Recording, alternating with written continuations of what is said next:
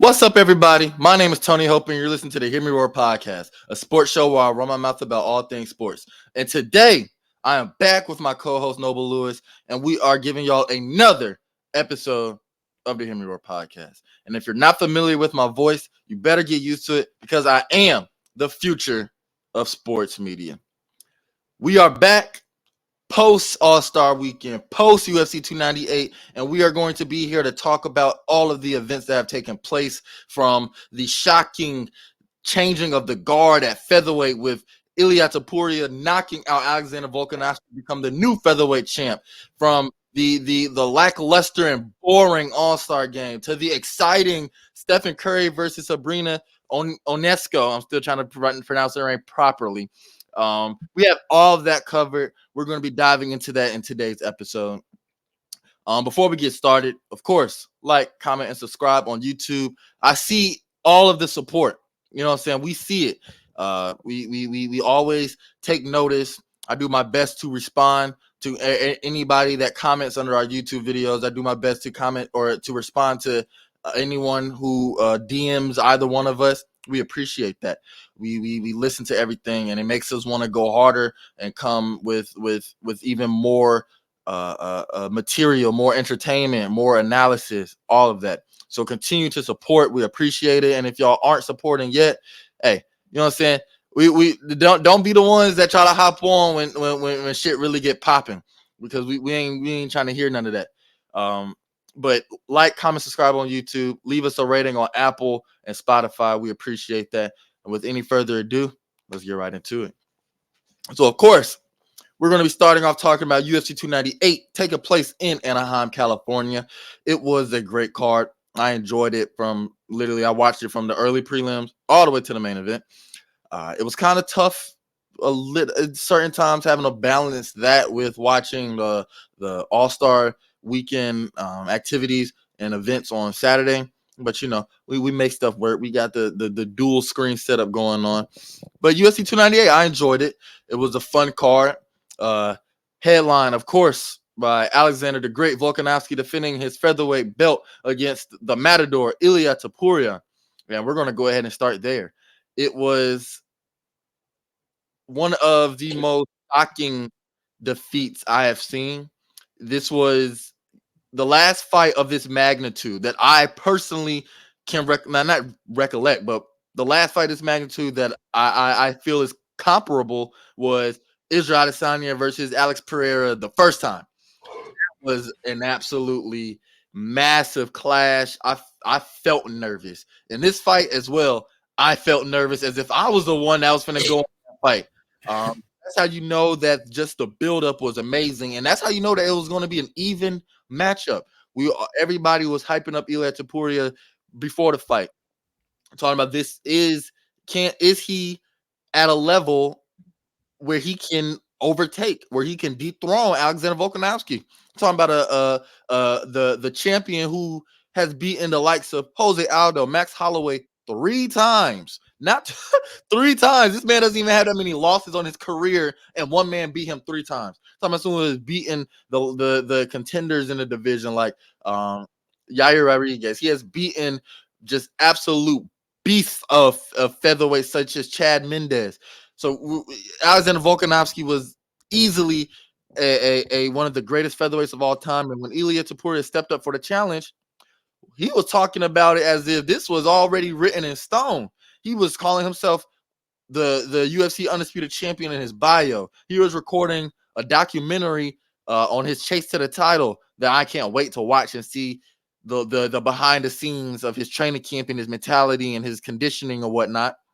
He during the press conference, he took Volkanovski's belt and held it over his head like as if he was already champ. And then on Saturday, he backed up all of the confidence he had with an emphatic knockout in round 2. It was, like I said, just shocking to see. And it wasn't so shocking like as, wow, I didn't see this coming. Of course, I picked Volk to win just because of his history in the featherweight division and his Hall of Fame resume. But there was always a chance. And Topuria was the most interesting stylistic matchup for Volkanovski in a very long time.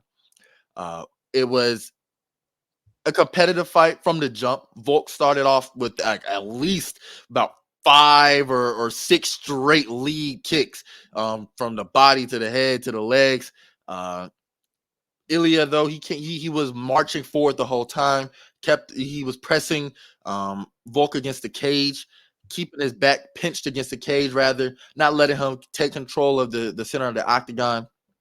Landing some good, clean, hard calf kicks to Volk's left leg. It was landing hard and landing often. A lot of feints. We saw Topuria with a lot of feints, trying to gauge how Volkanovski was responding. We saw him with that signature boxing style head movement of his. And overall, though, in the first round, Volk definitely won. He landed more often. He utilized his legs, and as well as some in and out combinations. But then in the second round, absolutely, it was a wrap. Second round, it was a wrap. Topuria sparked him cold with the right hook over the top at the end of a nice 4-strike combination. He went. The level changes, going from up top to a right hook down to a hook down low, coming back up top with a left hook, and then following with that right hook over top of Volkanovski. It was a left hook that kind of messed up his senses. It kind of destabilized him. And then that right hook landed right on the money with precision and power. And that's what we were talking about in the previous episode. Ilia is the rare breed of power puncher that isn't relying just on his strength. He has absolutely technical prowess and precision and accuracy with those strikes. And all it takes is one from any fighter. But we're talking about one of the most dangerous strikers in the featherweight division, in the UFC, period. So when that right hook landed up top, right on the money, Volk dropped. It was shocking to see. I personally I wasn't like, wow, that happened. Boy, I was more so like, damn, that happened. Okay. Seeing someone that Brock Lesnar got me into UFC, of course, being WWE first. Brock Lesnar got me into UFC. And with Brock Lesnar, I started watching older UFC fights from the early 2000s, the likes of Tito Ortiz, Chuck Liddell, Rich Franklin, old Pride fights. And then John Jones got me even more into it. And then Conor McGregor and Ronda Rousey got me into the super fan category. And from then on, about 2014, so I kind of saw Volkanovski and his rise to the top. So seeing the way that he's gone out these last 2 fights, it was like, literally, it wasn't like a wow, that just happened, oh my goodness. It was like a damn, this man just got knocked out back-to-back fights. He lost in a lightweight division. Okay. You know what I'm saying? He's fighting someone that was at least walking around 180, 190. It looked like.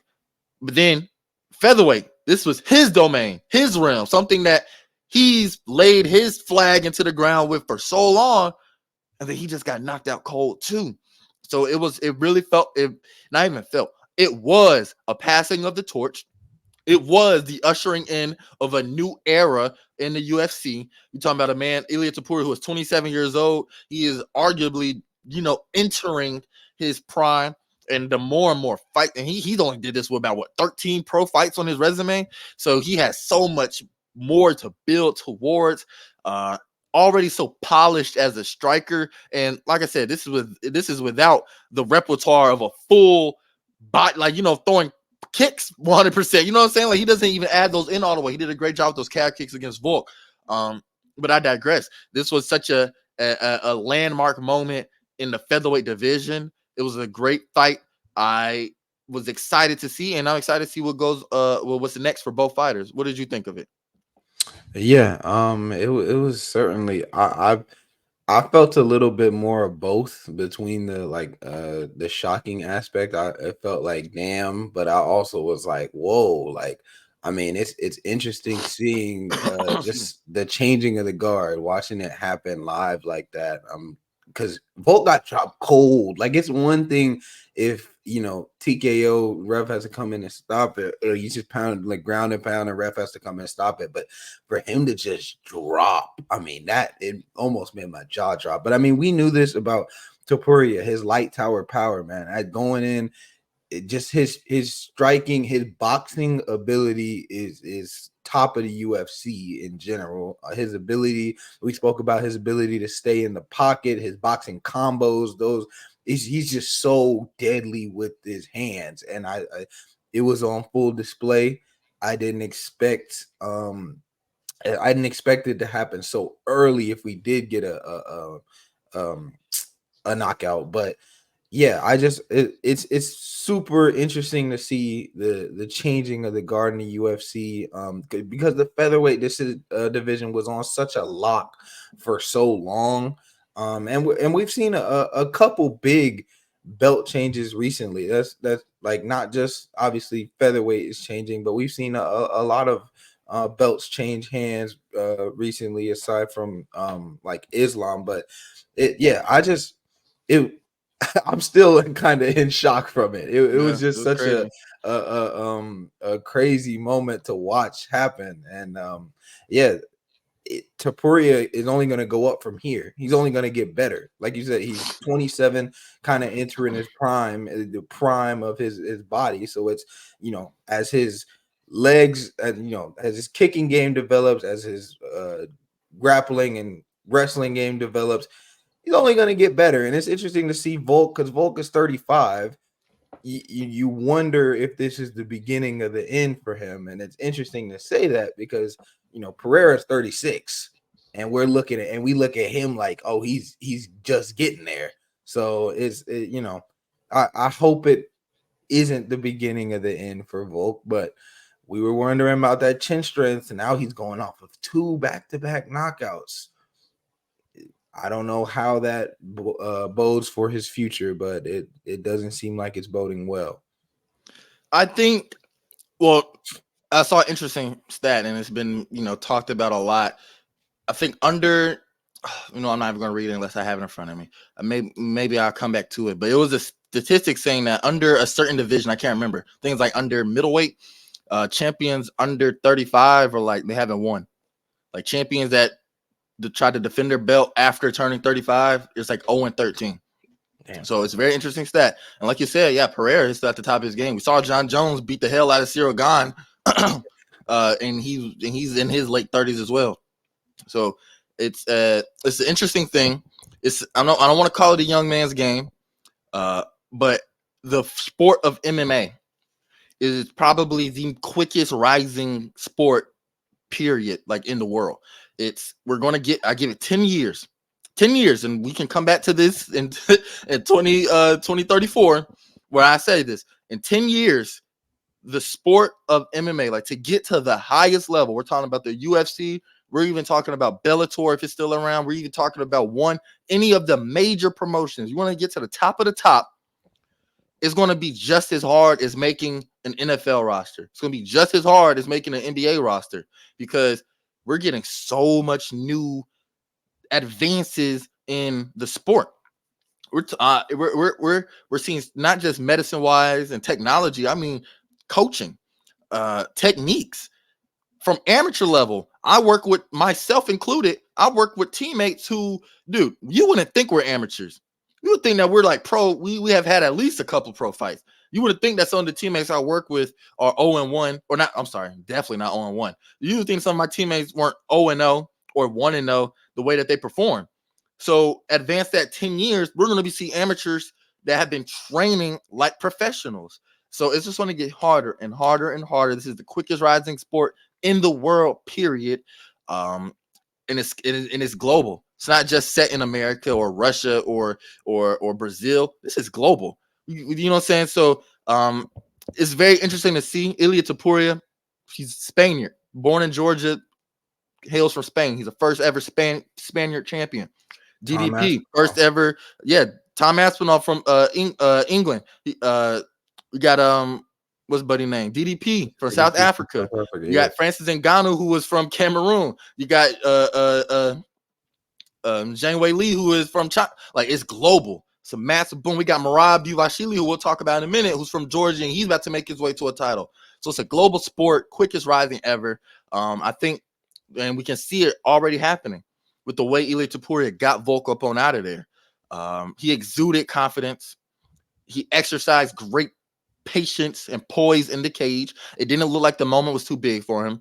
We haven't seen this much confidence out of a contender in, like, I'll say, since McGregor, period, but especially in the featherweight division. If you look at the way Ilia has carried himself, he predicted an early knockout and delivered. So that bodes well for his star power. You don't just say something and just throw it out there. You say it and you back it up, and emphatically. I mean, as far as Volk goes, I wouldn't say it's the beginning of the end, because as we saw, he was still able to, what I'm saying? It wasn't like he walked out there and he looked lethargic. He looked slow. He looked like he was a step off. I feel like he would have benefited more from grappling, making the fight just dirty. You know what I'm saying? You can't stand there and exchange with him. I talked about it in the last episode, how I would like to see how those exchanges go, because Volk has been, he has shown to stay in those exchanges. But Ilia is not the type of man you want to sit up there and exchange. And in that knockout sequence, it was a very close exchange. An opportunity was presented for Volk to clinch, to get a body lock, to get an over-under, double underhooks, or try to make the fight a little bit like drain the gas tank of Ilia. He didn't take it. I feel like he would have voted well if he did. I don't think there is still tread left on Volk's tires. He definitely can stay near the top of the featherweight division. However, and by no means do I think he needs to retire. However, I think that his days of performing at a championship level may be numbered. And to him, that's all it is. He's been fighting in 5-round title fights since 2019. It's championship or bust for him. You know what I'm saying? We say that about sports teams. Well, it applies to fighters too. When you've been at a certain level for so long, it's championship or bust. But he's lost 3 of his last 4, 2 being in a lightweight division. That's cool. But you got knocked out in October. You came back 3 months later, and you got knocked out again. So you got knocked out, and we're talking about cold knockouts too. Like, you're unconscious.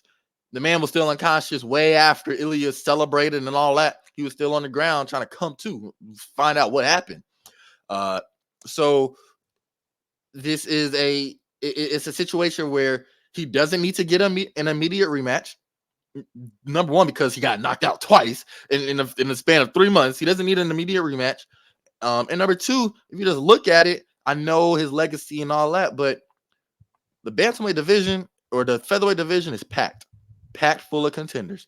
You got Yair Rodriguez versus Brian T. City Ortega this Saturday in Mexico City. That's an exciting fight. I can't wait to see that. We got Max Holloway versus Justin Gaethje just around the corner for UFC 300 in April. Now, if I'm Max Holloway, I'm sitting up there and I'm like, damn, why the hell did I take this fight? Yeah, why the hell did I take this fight? I'm looking at it. I'm like, man, who is next? Like, because you got those fights so soon. So it's one. He's the man he couldn't beat. Finally got beat clean, knocked out. Not like it was, man. So he's gonna have to get through Gaethje first, and Gaethje ain't no slouch. We saw what he did to Tony Ferguson, who was at the top of his game when they fought. Now, I'm not trying to put nothing out there because I love Max Holloway, but he's gonna have to survive and beat Justin Gaethje, because at that point, that will be the most interesting matchup. But then you also got Movsar Evloev lurking in the top 5 as well. He's one big performance away from getting a possible title shot. So it's a crowded division. I need to see Ilia defend that belt, though. They need to bring back fighting champions. I've heard talk about like Sean going up or something, and stuff like that. I'm like, no. Can he get a defense first? Like we need to see a couple defenses. That's what makes title reigns great, is seeing at least 5 or so, or at least 5 couple defenses so that they can actually solidify themselves as champion, show that they're worthy of calling themselves, holding the championship title. So Yeah. I absolutely agree with that he needs some defenses. I think it's been so much turnover recently. We just need a couple champion, interdivision fights. We don't need to jump divisions for a minute. So I think Because he Ilia. called out McGregor right after he won. Why are you calling out McGregor? That man is definitely not dropping back down to featherweight. He hasn't performed at featherweight in years. He even That's said, a crazy call. name the weight. Right after this fight, he said, you can name the weight, and I named the place. So I don't like that, because McGregor is everybody after McGregor. He essentially captured lightning in a bottle with the way he blew up. Perfect timing, perfect personality. You know what I'm saying? Perfect performances. That's how he got that big. That's why he gets paid as much as he did. Everybody's trying to replicate that by cherry picking these fights now and trying to get these big name fights. You got to earn that stuff. You know what I'm saying? You got to earn it. Even McGregor earned his way to a title fight against Jose Aldo. He earned his way to a fight against Eddie Alvarez to become the first double champion in UFC. You don't need to be calling out nobody until you get some belts under your waist. Kamaru Usman defended his belt in his division multiple times, 5+ times. Izzy did it 5+ times. Alexander Volkanovski did it 5+ times. And, John Jones, going to heavyweight wasn't even a thought for him, but he defended his belt in the light heavyweight division. He cleared that division out, even amidst all of his controversy and stuff. So fighting champions needs to be established. I'm cool with all these title changes and stuff, because that just shows how competitive it is, and it makes us appreciate these dominant champions more. But fight whoever's next for the belt and the contendership. You know what I'm saying? You need to be calling out the featherweight and saying, anybody who want it, come get it. That's what you need to be doing as a new champ in that division. Exactly, because like you said, because hey, this is not take anything away from Ilia, because we just saw what he did to arguably the greatest in that division. There's only been 5 undisputed UFC champs: Jose Aldo, Conor McGregor, Max Holloway, Volkanovski, and Ilia Topuria. I just named off 4 legends. Now we add Ilia to that list.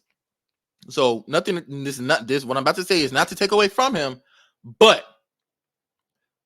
he hasn't fought Yair Rodriguez. He hasn't fought Brian Ortega. He hasn't fought Max Holloway to get to a title shot, because all 3 of those guys lost in to Volk. And then, what I'm saying, like, it's like new. We need fresh faces. So Ilia rose up to the challenge. He accepted that he wanted it. But, there's questions now. You got to go and fight these guys who are next in line, because you didn't fight them to get to this spot. So we still want to see how these matchups will turn out. I want to see a fight against Max Holloway. I want to see Yair. I want to see it against Yair. These are a lot of stylistic matchups. Yeah. Exactly. So we need to go ahead and see that. This is not, like I said, nothing to take away from Ilia and his performance.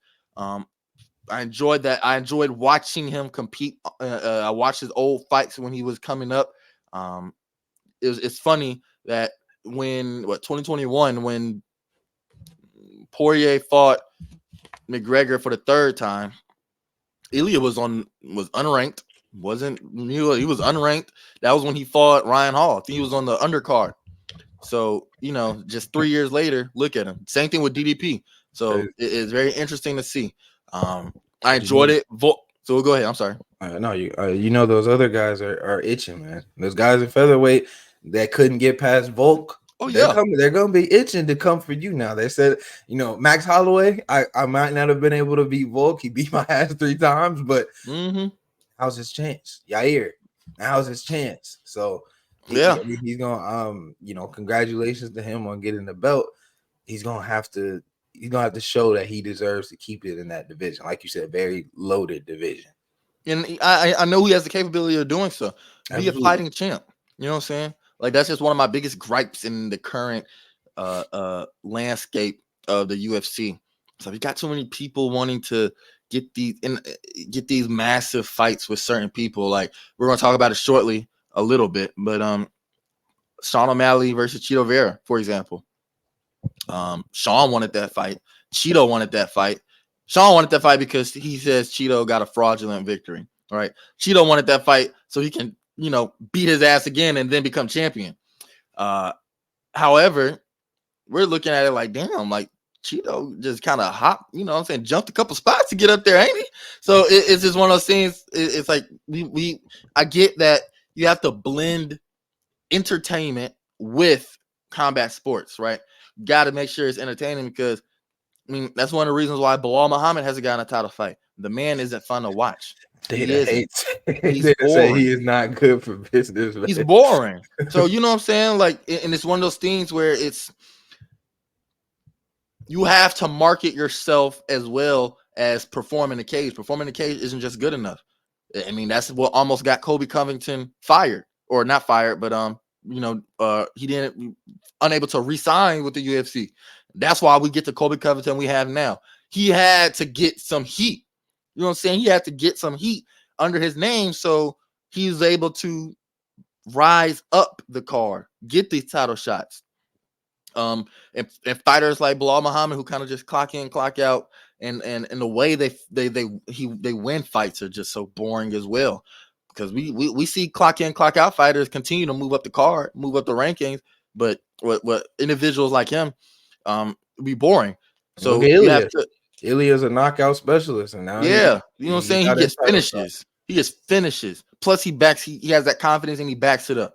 So that's one of my biggest gripes. I hope that the current champions that we have now kind of break that. I like DDP, how he wants to fight whoever. He wants to fight Izzy, but he's willing to fight whoever the hell comes up next in that middleweight division. But we'll talk. Matter of fact, we can go ahead and transition to that now.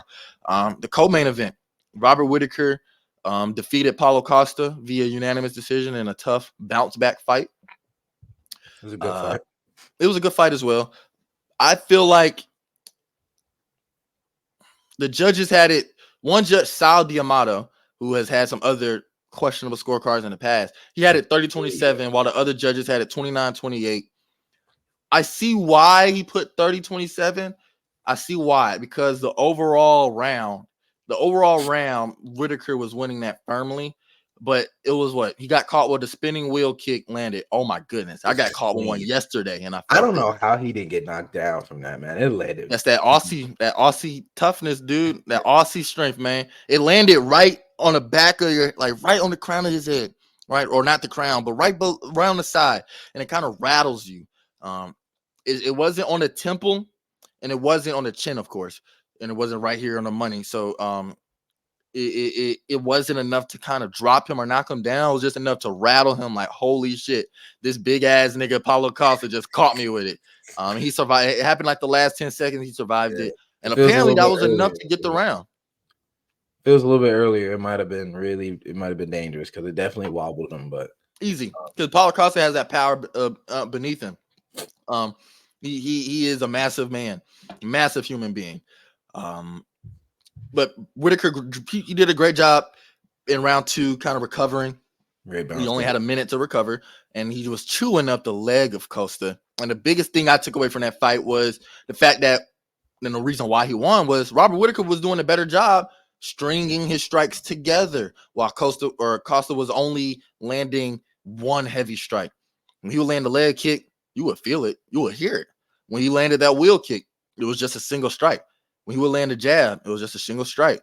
And you know what I'm saying? It was only singles. Yeah, when Whittaker was kind of flowing with it, getting inside with the jab hook, especially that left jab, left hook combo, coming inside, going to the body, coming up top, and of course attacking the leg. If Paulo Costa increased his output a little more, the fight would have been a lot closer than what it was. And of course, if he had a couple more seconds in that first, or a little more time in that first round, the fight could have been over off jump. What did you think about it? Yeah, I mean, I agree pretty much with what you said. I wish he was a little bit more aggressive in that third round. He was kind of egging on Robert Whittaker. Mm-hmm. He started taunting a little bit, saying like, "Come on, let's go at it." But I don't. It was because it was such a close fight. It wasn't a bad loss for Paulo Costa. I don't know what's next for him in that division, but Yeah, it wasn't. I didn't agree with 30-27, but like you said, it that round was pretty much if you wanted to give him the round for the spinning heel kick. Yeah. If you wanted to give him the round for that, that was pretty much why he would get that, the reasoning why he would get that round. So why I didn't agree with 30-27, I don't think it was ridiculous. But yeah, it was just a pretty close fight, pretty entertaining fight. Both fighters were like you said, Whittaker was able to string along a lot more punches together, a lot more strikes together, whereas Paulo Costa was kind of, you know, there were a couple times and you could see in even when he missed that he was swinging for the fences, like he was trying to go for the kill. So yeah, it was just an entertaining fight all around. Yeah, this is his first fight in 18 months. Last time he fought was against Luke Rockhold in what 2021 or 2021, 2022. 2021. He needs to stay active. Like you said, this wasn't a bad loss or anything. It was a competitive fight. It wasn't a bad loss. You get matched up against Robert Whittaker in your first fight back in over almost 2 years. You know what I'm saying? Like you that was a good performance. And the only adjustment I say you need to make is just more volume. He even admits that. He went on Twitter or X and said the same thing. Like, only if he was just a little bit more active. He admitted to it. That was the first thing I saw when I was watching the fight. Like, man, this guy got to pick up the volume because, personally, in my own fights, I tried to do that same thing. And the only loss in my amateur career was due to me trying to counter and get him with the hard, clean shot rather than my volume. And putting more than one strike together. That's what makes Ilia Topuria, for example, so dangerous. He doesn't just throw one hard one; he throws two or three of them. And then once you think he's done with that third strike, he throws a fourth one. So he continues to keep it going. Robert Whittaker does the same thing. Like I said, not a bad loss for Paulo Costa. He just needs to stay active, stay healthy. He looked good in his first fight in over 18 months. He needs to. There's little to no ring rust shown. He needs to build on top of that. UFC is back in Brazil for 301. I'd like to see him make that card. That will be in May, I believe, either late April or early May. I'd like to see him make that card.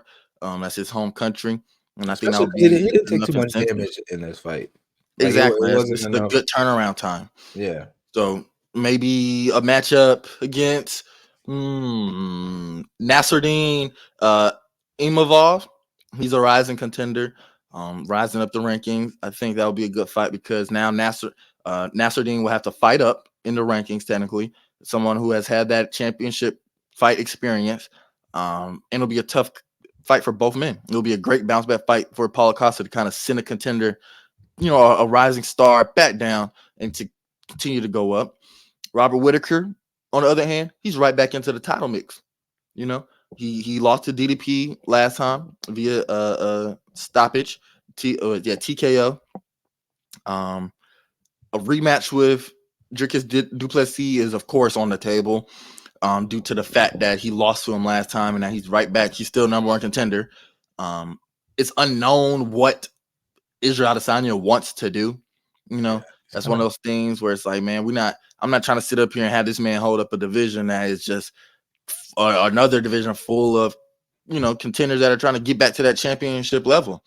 You got Sean Strickland, who wants to fight DDP again. You got Whittaker, who wants to fight DDP again. You got Jared Cannonier still in there. You got rising contender Nasruddin Imavov. So we got a lot of people. We got Marvin Vettori still lurking around in there somewhere. Got a lot of matchups that we can see. So I like to see Whittaker versus Sean Strickland for the number one contender spot. Title eliminator. Whoever wins fights DDP next. Unless Izzy comes and confirms a matchup for DDP like within the next 2 or 3 months. You know what I'm saying? And on that, and if I was the UFC and Dana White and the matchmakers on that same card, put Whittaker versus Strickland. So it's like, all right, whoever wins this is literally what's going to be in a few months. Yeah. So the future challenger will be in attendance watching. I think that would be perfect.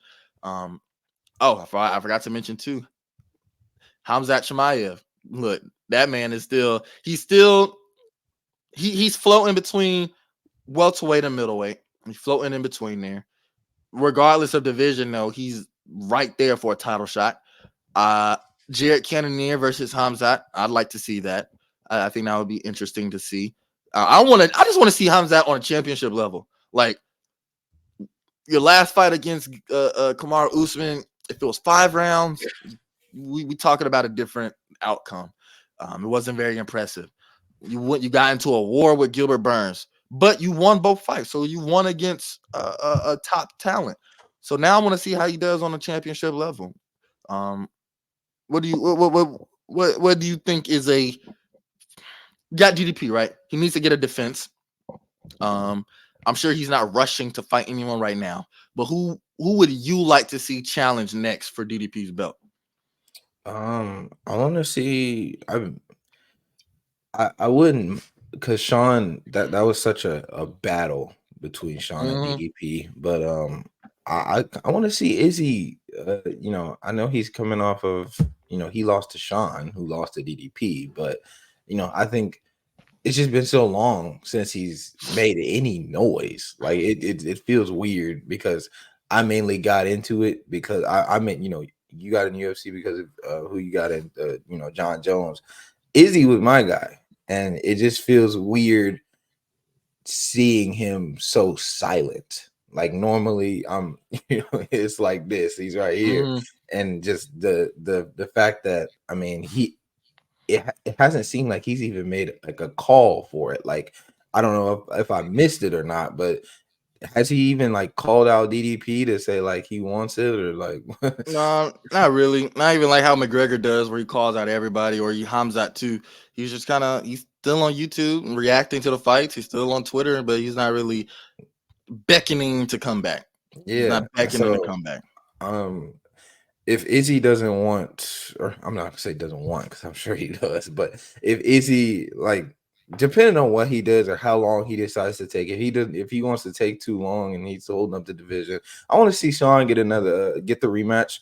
Because like last time, it was a war. It was a war. That was a very entertaining fight. Went all 5 rounds. It was a very close fight. And so, yeah, I want to see those two guys go at it again. It was such a like I said, entertaining. It's gonna be striking heavy. You got Sean, big boxer, and I want to see him get a chance to redeem himself and get that rematch. I can see that. I mean, there's storylines throughout. You got, like you said, the rematch, Sean versus DDP. It was a close fight. You got of course, the storyline with Izzy and DDP with the whole African heritage thing. I was really excited for that before Izzy lost to Strickland. And of course, Whittaker versus DDP, another rematch. So there's stories throughout. So there's a lot the UFC can do. I think that it's just determined. It's just depending on what the hell Izzy wants to do.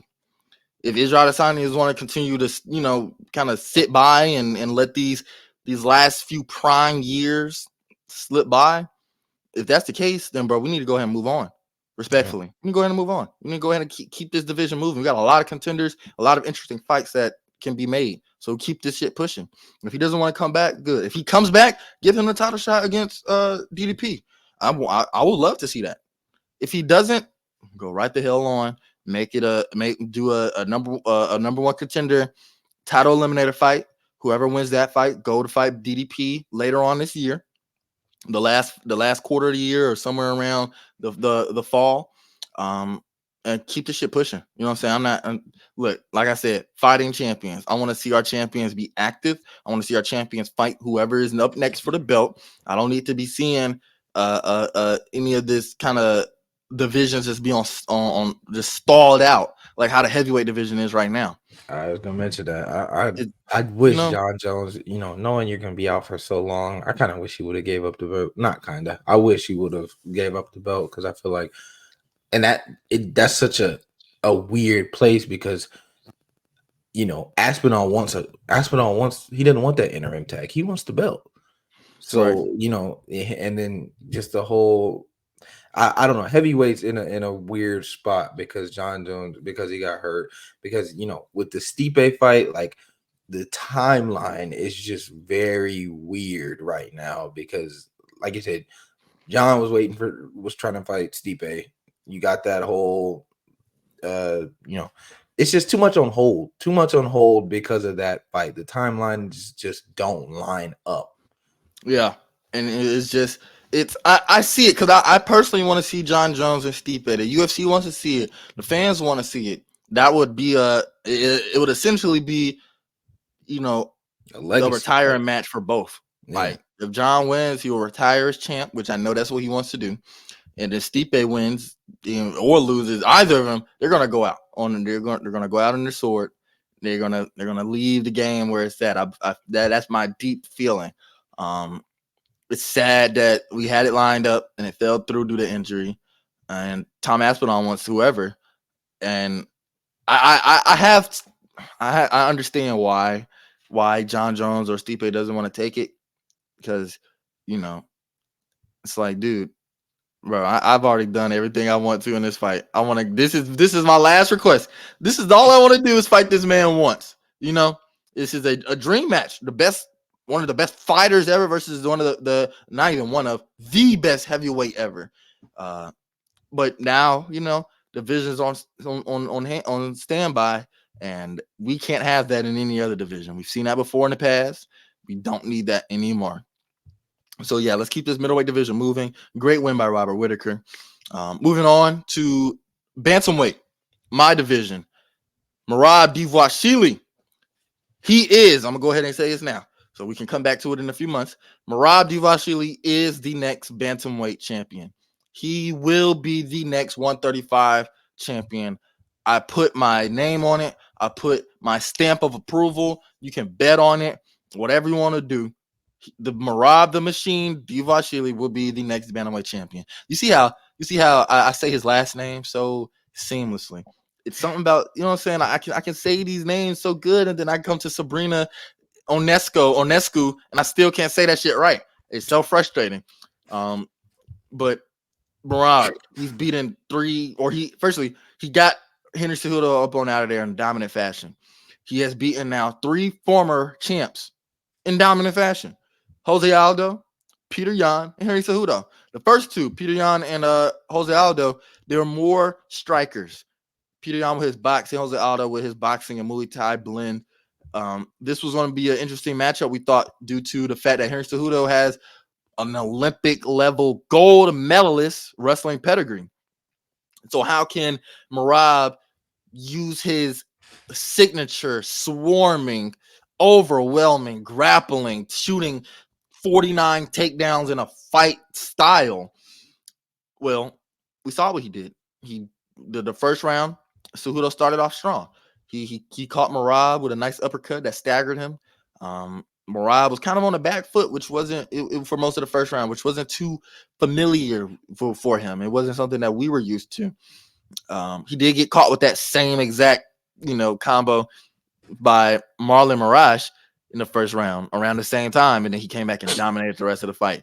But as the fight progressed, we began to see that signature overwhelming grappling coming to play.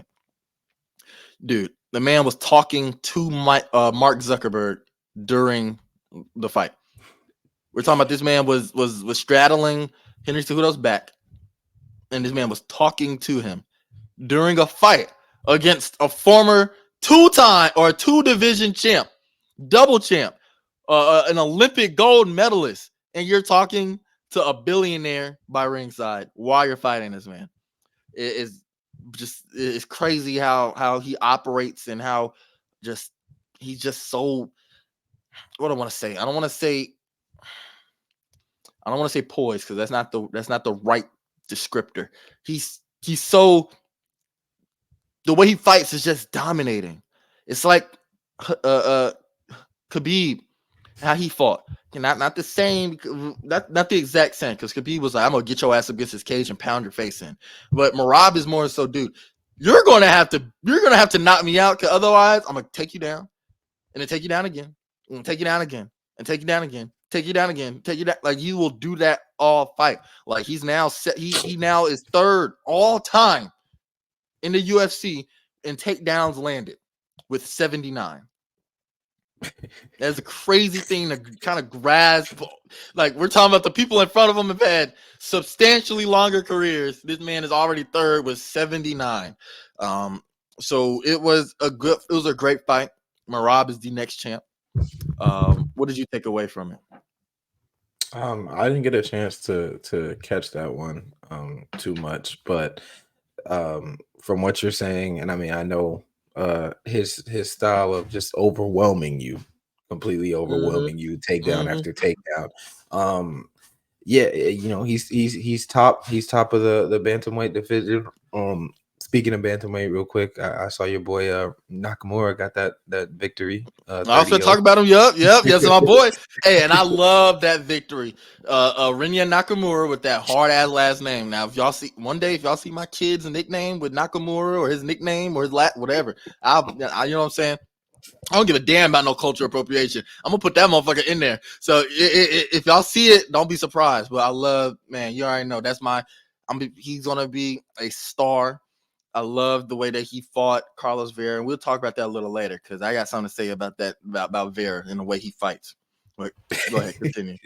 But yeah, just pretty decisive victory from what I've seen, what I've heard. The second and third rounds, and like you said, just overwhelming takedown after takedown after takedown after takedown. Like you said, he was talking to Mark Zuckerberg. I didn't even know that part. Yes, he was chatting up with Mark Zuckerberg out there, billionaire. And no, and not only that, just that this man in round 3, he picked Henry Cejudo. He shot a single leg, right? He got one leg, went up, stood up with him, picked him up over his shoulder, carried him from one side of the cage to the other, threw his ass on his back in front of Mark Zuckerberg. So this man carried this man like a sack of potatoes from one side of the cage to the other. It's ridiculous how much of a machine that, his nickname is like perfect for him. Like he is a Terminator, dude. Merab is the next bantamweight champion. You know who's fighting next though? UFC 299. That's that main event. Sean O'Malley versus Chito Vera.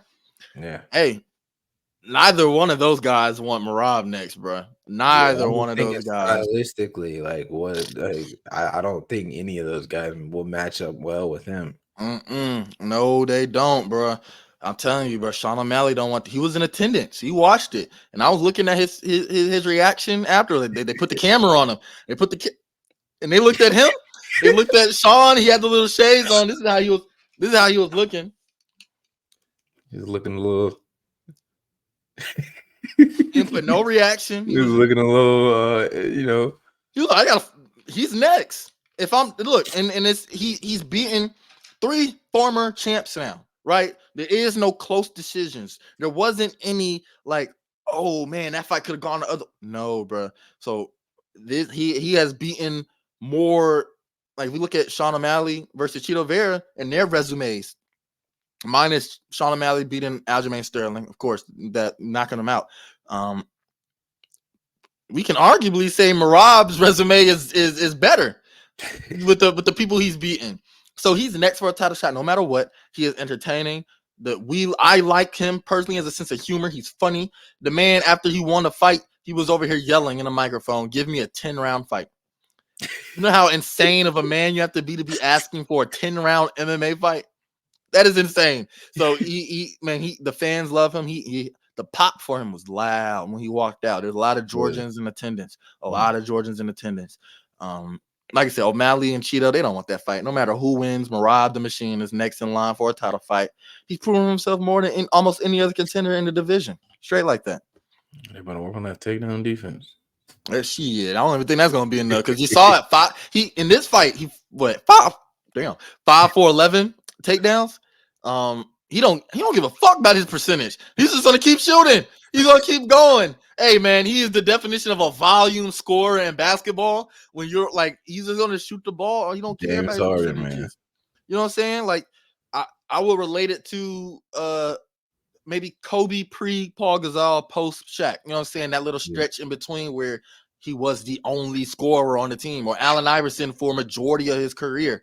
He's the only scorer on the team. So if you look at his shooting percentages, okay, low 40s. All right. Like, look at his shot attempts, and then look at the roster he played with. That's Merab with his takedowns. He's just going to keep going for him. He doesn't care if you defend this one because he knows you're not going to be able to defend that one. Oh, you defend 2 in a row? He knows you're not going to get to the. You're not going to get all of them. That's impressive. Yeah. That's impressive. His conditioning, because that's not easy, man. That's not like you know how tiring it is to keep shooting for those things. Listen, I wrestled for 4 years, from 7th grade till 10th grade, right?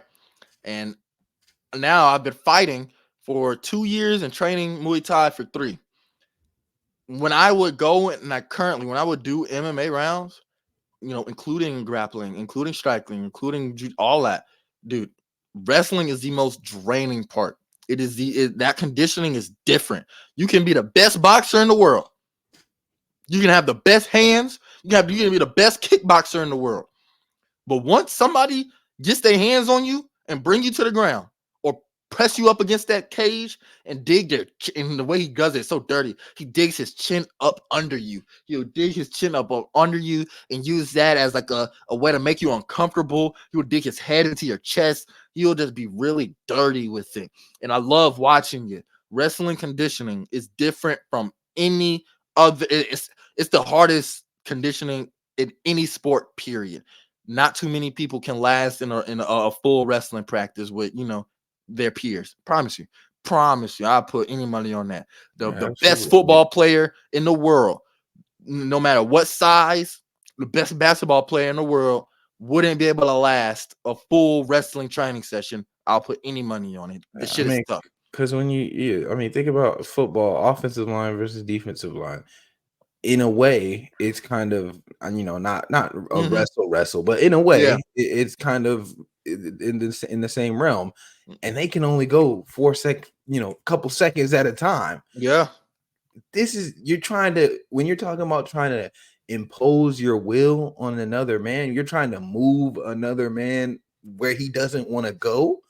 That's tough. That takes a lot of energy to just think about trying to push someone that is trying to go the other way, like that time, right? And that push is consistent. Like, it's not just a push right real quick. You're pushing someone that's trying to go the other way. So yeah, his conditioning to be able to, even the action of shooting for the takedown is draining. Yeah, it's draining because if somebody stuffs it or somebody gets out the way, that just chips away at your gas tank. Especially, like, you know, even keep staying with that O-line, D-line reference. Even if you secure the leg, right? You go for a takedown, you secure the leg, and you're trying to get him down. You're trying, right? You haven't secured it yet. The other man is still trying to stay on his feet. You know, he's still trying to stand on his feet. And depending on the positioning of the takedown, he can still hit you. You know, so now you're trying to bring a man down who doesn't want to go down, and then the other guy is trying to stand up when somebody else is trying to pull him down. You know, exactly. So it's really a battle of wills, and then not to mention just, you know, take out MMA, just wrestling, period. Just for him to get to that point takes just so much time. Like that's from one of the things that my coach told me is that if you want to be successful in MMA, don't focus on wrestling, right? Because you got people like Bo Nickel, Merab, Khabib when he was active. We're talking about these Kamaru Usman. We're talking about top tier wrestlers that have been wrestling since they were children, right? There's nothing you can do, right, Noble? If you say, fuck it, I want to start wrestling right now, there's nothing you can do to even get this close to how long these guys been wrestling, you know? So he said, instead, focus on grappling. So if you do get taken down, you know what to do off your back. You know what to do on top if you do land on, you know what I'm saying? No jiu-jitsu over wrestling. But we see, like, hey, man, Khabib wrestled bears, right? That's all I got to say. So we see how dominant that wrestling can be if that was your first thing that you've been doing since you were a kid. It's what it is, you know? It's not it's not an absolute guarantee to a victory. Yeah, we saw Usman lose to right. saw Usman lose. We saw John Jones even. He started as a wrestler. We saw him get into some close fights against the likes of Dominic Reyes, who also is a pedigree wrestler. Kobe Covington wrestling, lost to Leon Edwards, lost to Kamaru Usman straight striking. So it's not an automatic win by no means.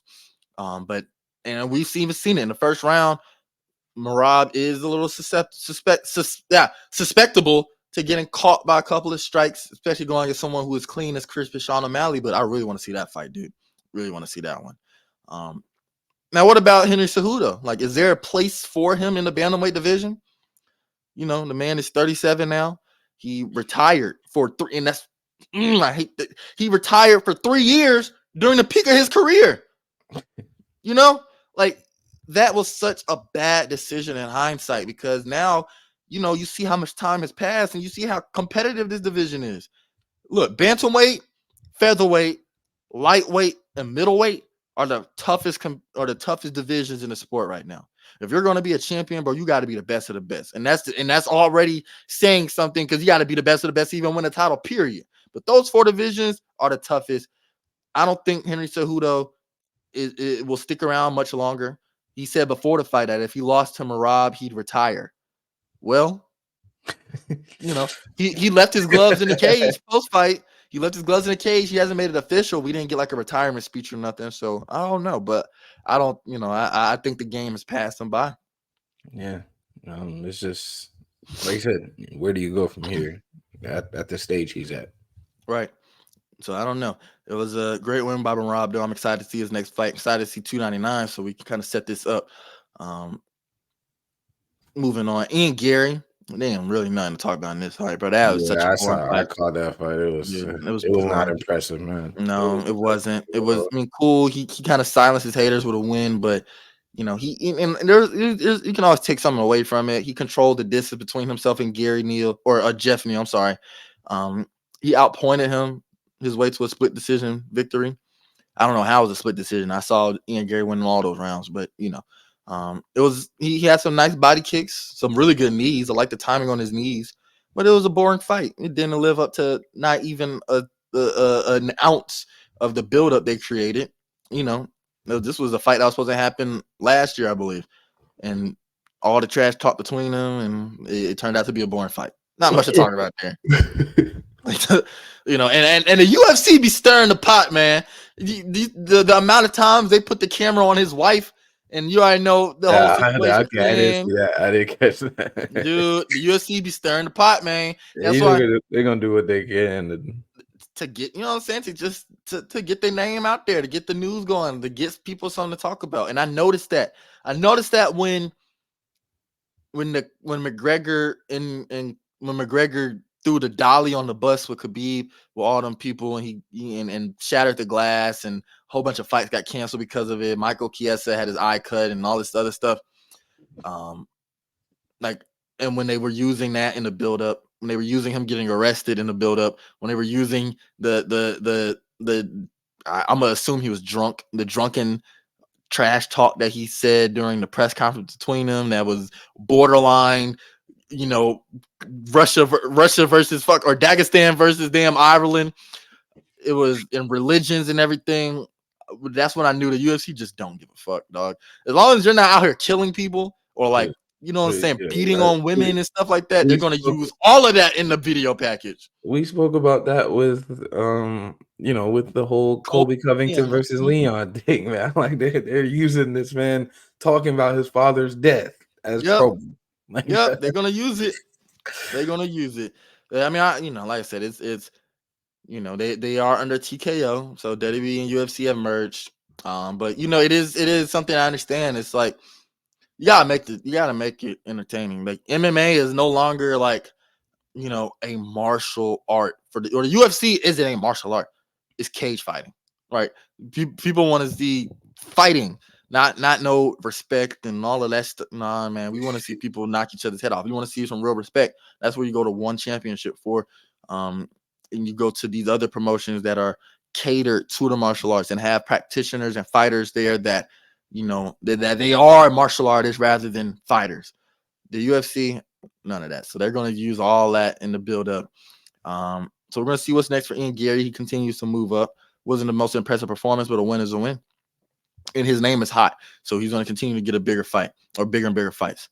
And then finally on the main card, Aaron Fluffy Hernandez, he extends his win streak to 5 with a dominant, smothering victory over Roman Kopylov. I enjoyed that fight too. Aaron Hernandez, that was an impressive performance. It was close. It was close throughout until Aaron knocked in that rear naked choke. It was a good fight. I enjoyed that one. Prelims, yeah, you know what I'm saying. Like I said, I watched all of that.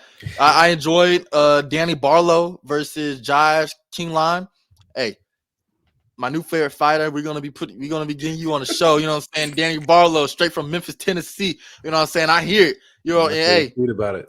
You know what I'm saying? That's you one of my favorite fighters now. Anybody from the South, like the real South. I ain't talking about no damn Gainesville, Georgia. I ain't talking about no damn Savannah or none of that. I'm talking about real.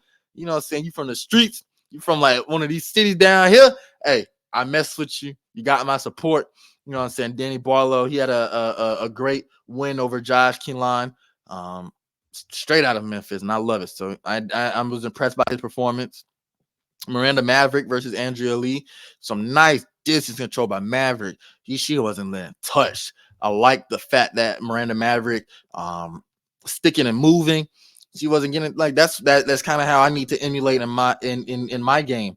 Just being able to put that jab out there, and then when your opponent comes in, you long guard, you move out, you use that jab to keep that distance, to breach that space, and to tell your opponent you're gonna have to cross this line. And if you do cross this line, you're gonna get popped in the face.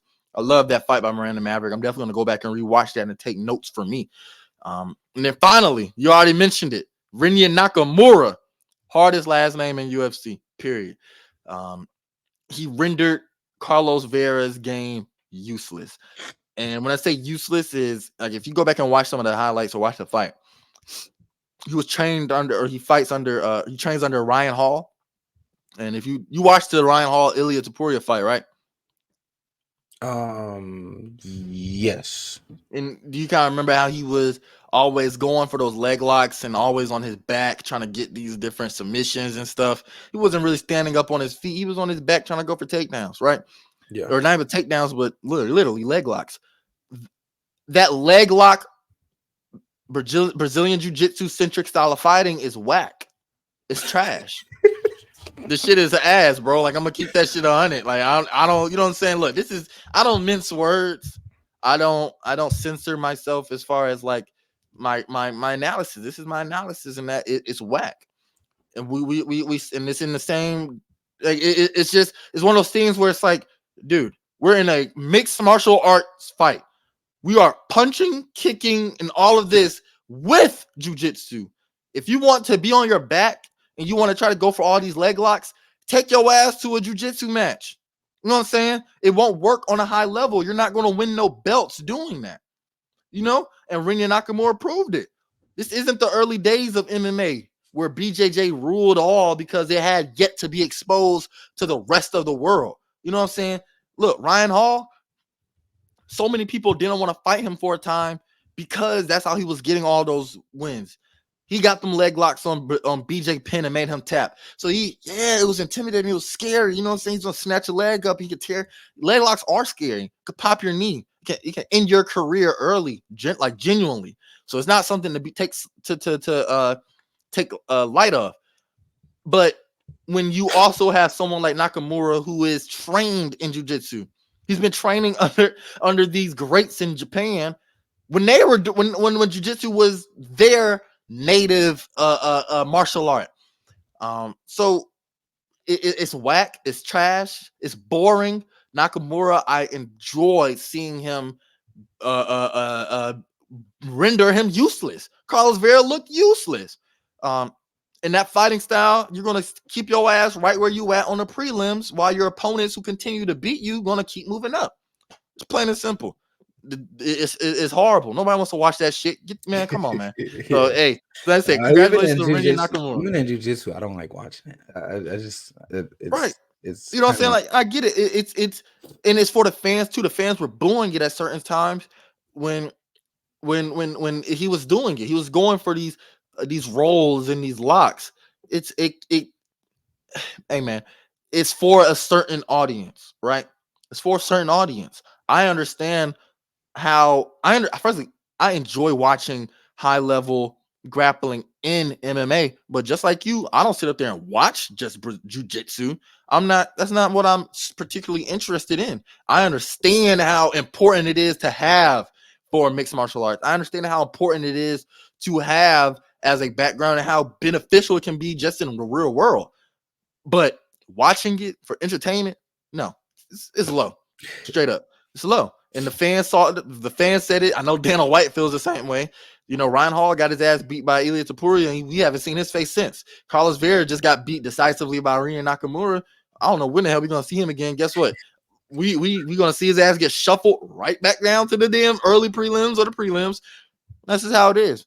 So he can continue to pick, and you know, it works at a low pro level and an amateur level, you know. But once you continue to go up and go up and go up, it ain't gonna work because you got people who also know how to defend that stuff, and then you got people who's gonna, you know, get on top and beat your ass too. Yeah, I was gonna say, So, you ain't gonna do that against Merab, like, you know what I'm saying? And they're in the same division, so that's what I mean. Like, you're in the bantamweight. You gonna do that against? Like, eventually, you're gonna hit a wall with things of that sort. There's gonna be a wall somewhere. Yes, it's like it's a ceiling. It, you know, I don't want to compare. Really, you know, I always like to compare stuff. It's like that style of fighting, which isn't too common in the UFC, but that style of fighting is because there was another fighter too. He was a part of the very well respected and legendary Gracie family. Can't remember his first name, but he did the same thing too. He got booed endlessly. It was a horrible fight. He did the same thing and he lost too. But I compare that style of fighting to like kind of how the Buffalo Bills are in their way of playing. They reached the ceiling with Josh Allen being the end all be all. You know what I'm saying? That's as far as you're going to get is the divisional. And as we can see, historically, they haven't been able to get past it. That's their ceiling until proven otherwise, until they change up their coaching style, their schemes, their game plan. They're going to reach a ceiling with Josh Allen being the end all be all offensively. And if that doesn't work, throwing the ball to Stephon Diggs, thinking that's going to do something in the long run, it's a ceiling. You're going to reach a hard, yeah, it's the, you know what I'm saying? It's a glass ceiling, like you said. So yeah, it was a good card overall. I enjoyed it. Right afterwards, UFC 300, the main event was announced. Alex Poatan Pereira, my favorite fighter currently in the UFC and the MMA period, versus Jamal Sweet Dreams Hill for the light heavyweight championship. It was announced shortly after the conclusion of UFC 298 by Dana White. It was one of those. It wasn't the thing that the UFC was trying to get. They wanted Leon Edwards to be in that main event slot. There was like what 3 people offered to fight him. It was Shavkat Rakhmonov, Hamzat Chimaev, and Islam Makhachev, who were all offered to fight Leon. Right, Leon's a dog. I commend him because those are some tough fights. He wants to be back in the cage. He wants to be a fighting champion. A fighting champion. You know what I'm saying? Taking whoever, all comers. Salute to him. Everybody declined though because the fight's taking place literally like 5 days after Ramadan. So you know that's just training camp would be during Ramadan. It's not the fact that they're fighting; they're training. Yeah, it's the training camp, and you got to fast, and man, that's already a horrible experience. Weight cutting, cutting weight. Firstly, is horrible. It sucks for a lot of fighters. And now to do that while already having to be on a fast due to your religion, you're just not going to get the best performance out of yourself. How do you feel about this main event though? Alex Pereira versus Jamal Hill. It's gonna be interesting because you got I think it's gonna be fun to watch. You got 2 guys that are gonna stay on the feet. It's not gonna. I don't expect it to really go to the ground ever. I went in and watched some of Jamal Hill's fights. I watched his fight versus Glover Teixeira. I watched that one. Pretty decisive win. I watched it. Yeah, I watched it versus Thiago Santos. I liked his ability to his conditioning. He outlasted him. That was a very exhausting fight to watch because Thiago just kept like we were talking about earlier, kept going for the takedowns, and they were wrestling for a while. And so one thing I'm worried about immediately when I heard the fight was those leg kicks, because that's one of Jamal Hill's weaknesses and that's one of Pereira's strengths. So right in my head, I can literally imagine a TKO from him losing his leg. But other than that, yeah, I think it's gonna be entertaining to watch Jamal Hill get a chance. You know, he gave up the belt, gave it up when he got injured. I respected him for that, and so I like that he gets another chance to get the belt back. Pereira, I'm gonna be honest, I don't see him losing. Like, right off the bat, I don't see Pereira losing this fight. But it is gonna be, you know, it's gonna be a striking display. It's gonna be a display of two great strikers. So I'm excited for it. I'm excited for it. I would have, obviously would have. I like Leon a little bit better as a fighter than both of them. But I would have preferred to see that. But I think they did Dana did the best with what he could with the timing, and it ended up being during Ramadan and everything. So I'm excited for it. I am excited for it. Right. And, before I kind of get into the matchup, people always complain, right? Complaining is, especially in sports, it's a part of it. But sometimes you just got to be like, hey, man, this could have been worse. It could have been worse. Yes, it's UFC 300. The card is actually good. I mean, being someone who wasn't there for 200 and 100, I don't know how explosive those cards were. But I when I look at this card, this looks stacked to me. Like, in my eyes, it's a stacked card. And people keep saying it's not UFC 300 worthy, but it's like, dude, this is still a very deep card. And then it just caps off with a main event that, number one, has a story behind it. Look, Glover Teixeira and Alex Pereira are very close friends. They train with each other. Alex Pereira was in Glover's corner when Jamal Hill beat him up. And not only just that, there's a very specific picture of Alex Pereira staring down Jamal Hill, in that classic stone face look of his, where he was staring at him after the conclusion of Hill versus Teixeira. So it was like he was already plotting his revenge, is what it looked like.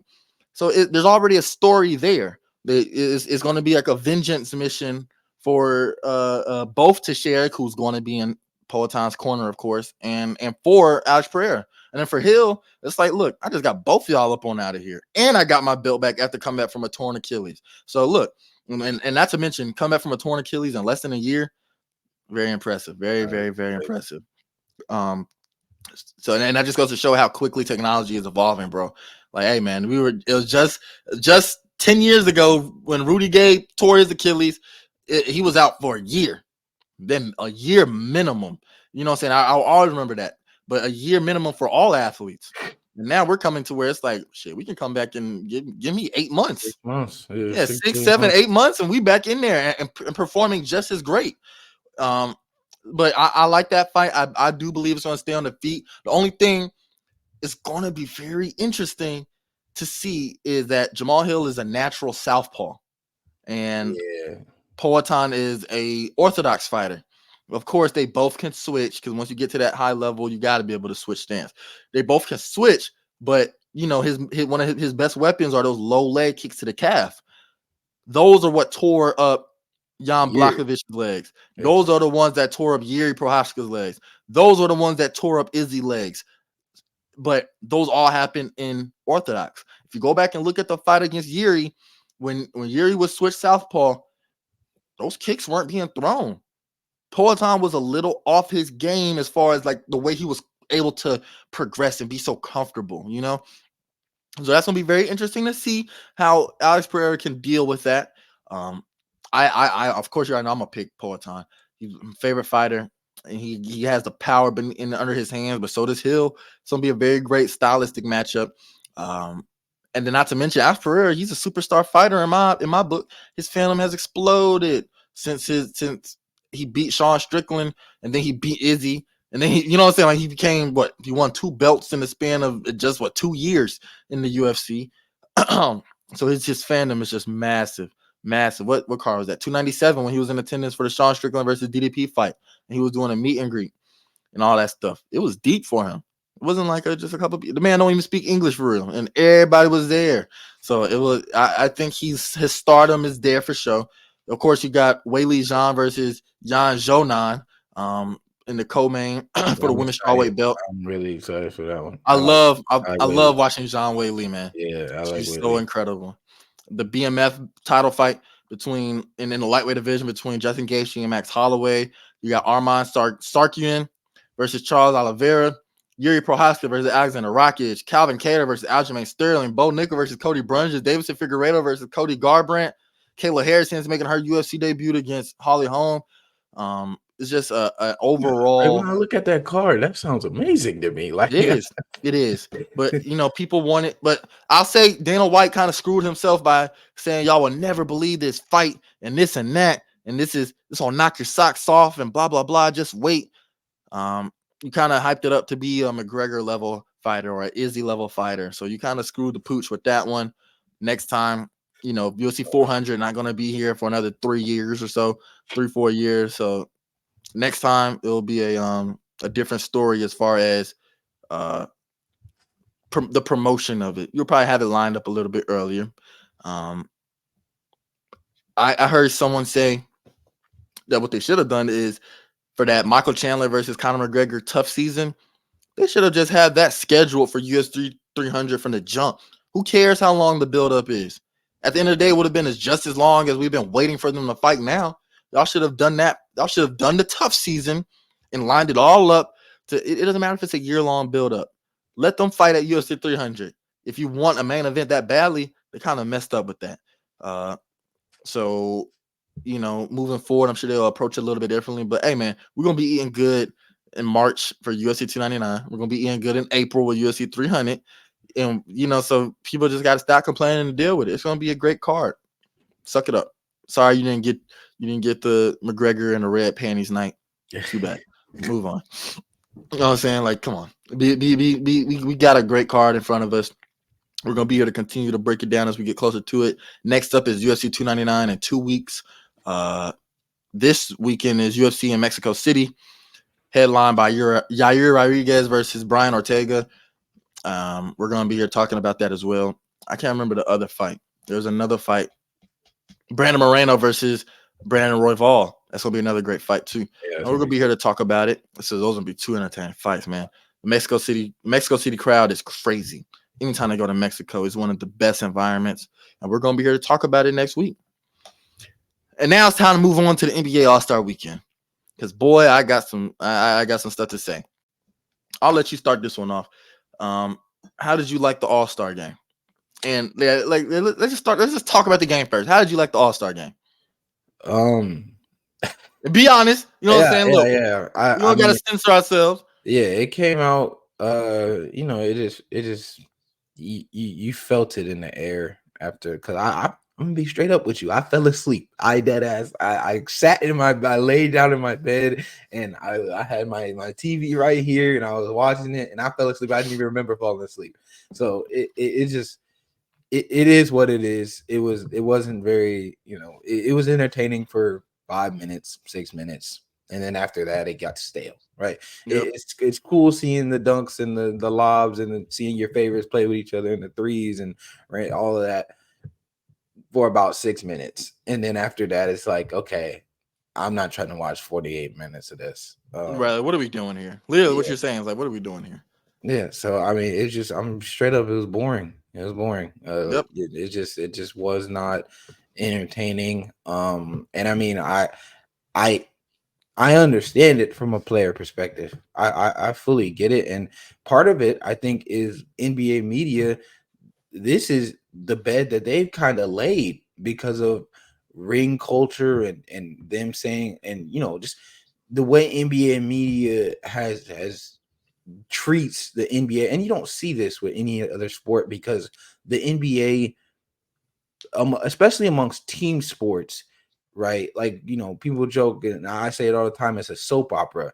It's so, you have a lot more player emphasis, rather than team emphasis. Like fans are fans of players rather than teams, as compared to where the NFL, you got diehard, 49er fan, Falcons fans. You don't see many Bijan Robinson fans. You don't see Right. many, you have Mahomes fans and Lamar fans from quarterbacks, but like, and people that appreciate good talent, but you don't see fans of specific players like you do with the NBA.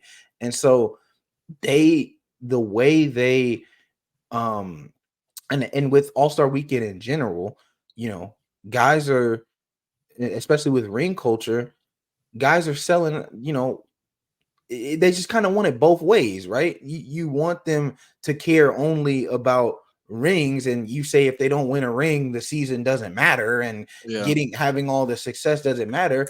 Well, now that they don't want to risk injury in the All-Star game at all, now you're complaining about how they don't care. Well, they don't care because you told them not to care unless they go out and win a ring at the end of the year. And this is their break. This is their time. That Anthony Edwards said himself, he looks at it like a break. This is their time. This is their bye week. They don't get a bye week like the NFL does. This is their time to retool and prepare themselves for the long haul, the stretch of the season, last stretch of the season in the postseason. The most important stretch. Exactly. So I fully understand it from a player perspective. You wish that there was something else that they could be different, but I just think part of this is just the chickens coming home to roost from the the NBA media and how they've taken away the idea of success outside of winning a ring. That's an interesting take. I haven't heard that one about, kind of like the NBA media. And now you see it a lot. It's been a question. Everybody's being asked about it.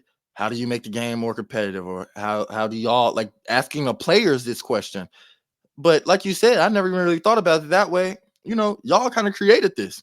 Because back in the day, what I'm saying, when I would go back and watch some of these older games, yes, it was still casual. It was still like, we're not going to play 100%. But when it came down to it, what I'm saying, we're gonna turn it up. There was once, I think 2005, the All-Star game went to double overtime. You know how much the energy you have to exert for a game to go to double overtime period? That means you're trying to play, So I love that take by you. Like, the NBA media needs to hold themselves accountable for why this is, or why it is how it is now. The All-Star game was piss poor, and it's been piss poor for a very long time. I'll say the last time I thoroughly enjoyed an All-Star game was 2016. Now was 2020, because that was the Kobe year. They were trying, and they started trying, and they turned up in the fourth quarter. That it was still cool. I don't go back and rewatch it. Like it was cool to watch in a moment. I rewatched that fourth quarter because that fourth quarter was when they turned. Yeah, because that's when they did the rule target score. Yeah. But overall, it's just been a steep decline. It's been like that for a while. The whole weekend. The whole weekend. There's only a few memorable moments. I enjoyed the uniforms and the warm-ups. Like that was really cool. I enjoyed the Reggie Miller and David Letterman conversation. I like how they did the court with the being able to put the graphics on the court and such. Tyrese Halliburton, he started the game 5 consecutive trips down the floor. 5 straight threes. They even threw a half-ass double team at him. He finished the game with 32 points, made 10 of 14 threes, which was like 71%, which was the most by anyone who has ever taken 10 threes in an All-Star game. I commend him. He wanted to show up for his hometown Indiana, or his home team Indiana Pacers. He felt motivated to put on a show. He participated in the skills challenge, participated in the 3-point challenge, participated in the All-Star game, and he tried at least offensively to put on a show. Jokic, I also enjoy Jokic being physically incapable of dunking. Like, the man is like allergic to touching the rim, like dead ass. So it's so funny watching him. He caught that motherfucker back, floated in it. Like, it's so funny watching him play. Luka, he had a massive fail. He denied himself at the rim, tried to go up with the off the backboard lob to himself, and just got stuffed by the rim. Cat, he dropped 50 points. He had a couple few really good dunks. You know what I'm saying? Hey, at this point, throw his ass in the dunk competition too. We can't, we can't go nowhere else with some of these activities. Dame got off. He made 2 like legitimate half court shots. But just the fact that he took those half court shots just shows that these niggas are just bullshitting. Like he made them. That Lucas shot, man, he threw it from the 3/4. Yeah, like you know what I'm saying? Like he made the shot, so I can't hold it against him. But the fact that they even had the audacity to take that shot, like those were like for real half court. Like he was on the line. It wasn't the logo. He was on the line. But you know, the Eastern Conference won 211 to 186. That was it was that's no record defense. setting. People talk about no defense in the NBA, like, oh, nobody cares about defense. Dude, that is what when you talk about NBA talent, that is what nobody caring about defense look like. And obviously we're getting in the 130s and 40s now, but that is what it really looks like when 211 doesn't matter. The record set 211. And Adam Silver was like, yo, you guys scored the most points. Well, congratulations. Like, I'm about to say, he just said that shit like, okay, I mean, he was not impressed with it. Dude, I think Adam Silver for real is like he's on our side, I feel, with like how certain things are. Like you saw how he kind of doubled down with the 65 game rule. He's like, dude, this is how it's gonna be. It's what it is what it is. He said it on the Pat McAfee show. He said it during the All-Star press conferences. The 65 game rule is here to stay. And that as well. Like if somebody gets hurt in the All-Star game, now they're potentially messing up their money. So the guys aren't gonna, especially when it comes to money, guys aren't gonna mess up because Tyrese Halliburton, his whole thing was the $50 million Supermax extension if he gets All NBA. Well, he can't get All NBA if he doesn't play 65 games. If he gets hurt, he's been hurt, but assuming ignoring all his previous injuries, if he didn't get hurt, if he got hurt in his actually include the previous injuries, because now he really doesn't want to risk an injury in the All-Star game, because now he got an even more dangerous chance of missing the 65 game mark. See, I get that, but at the same time though, like if you go back and look at some of these other guys, like other games, like I'm gonna reference him more later on in this segment, but Kobe, anytime he played in an All-Star game, and I like just look at from when was the last time he played? It was 2020. Well, last time I watched it, 2012. If you look at 2012 to what was it, 2010? Yeah, look at 2011 to 2013. Just go and look at the highlights of those games.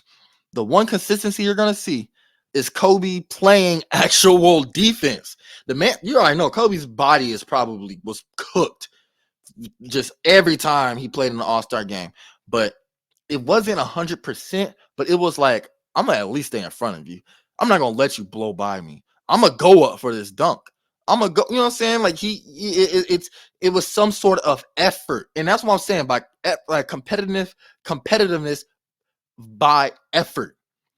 We're not seeing any effort on the court anymore during the All-Star game. We just, like you just said, Luka threw up a goddamn quarter court shot. Like that, and we're seeing people not stand in front of their man. We're seeing easy blow-bys, like we're playing 2K on easy rookie difficulty with the sliders turned up. Yeah. We're seeing people not even running back on after the change of possession. We're seeing people walk like they get the ball be all the way advanced up court, and we still see 2-3 guys lacking behind. That's why I'm saying, like, bro, we gotta do something about that, dude.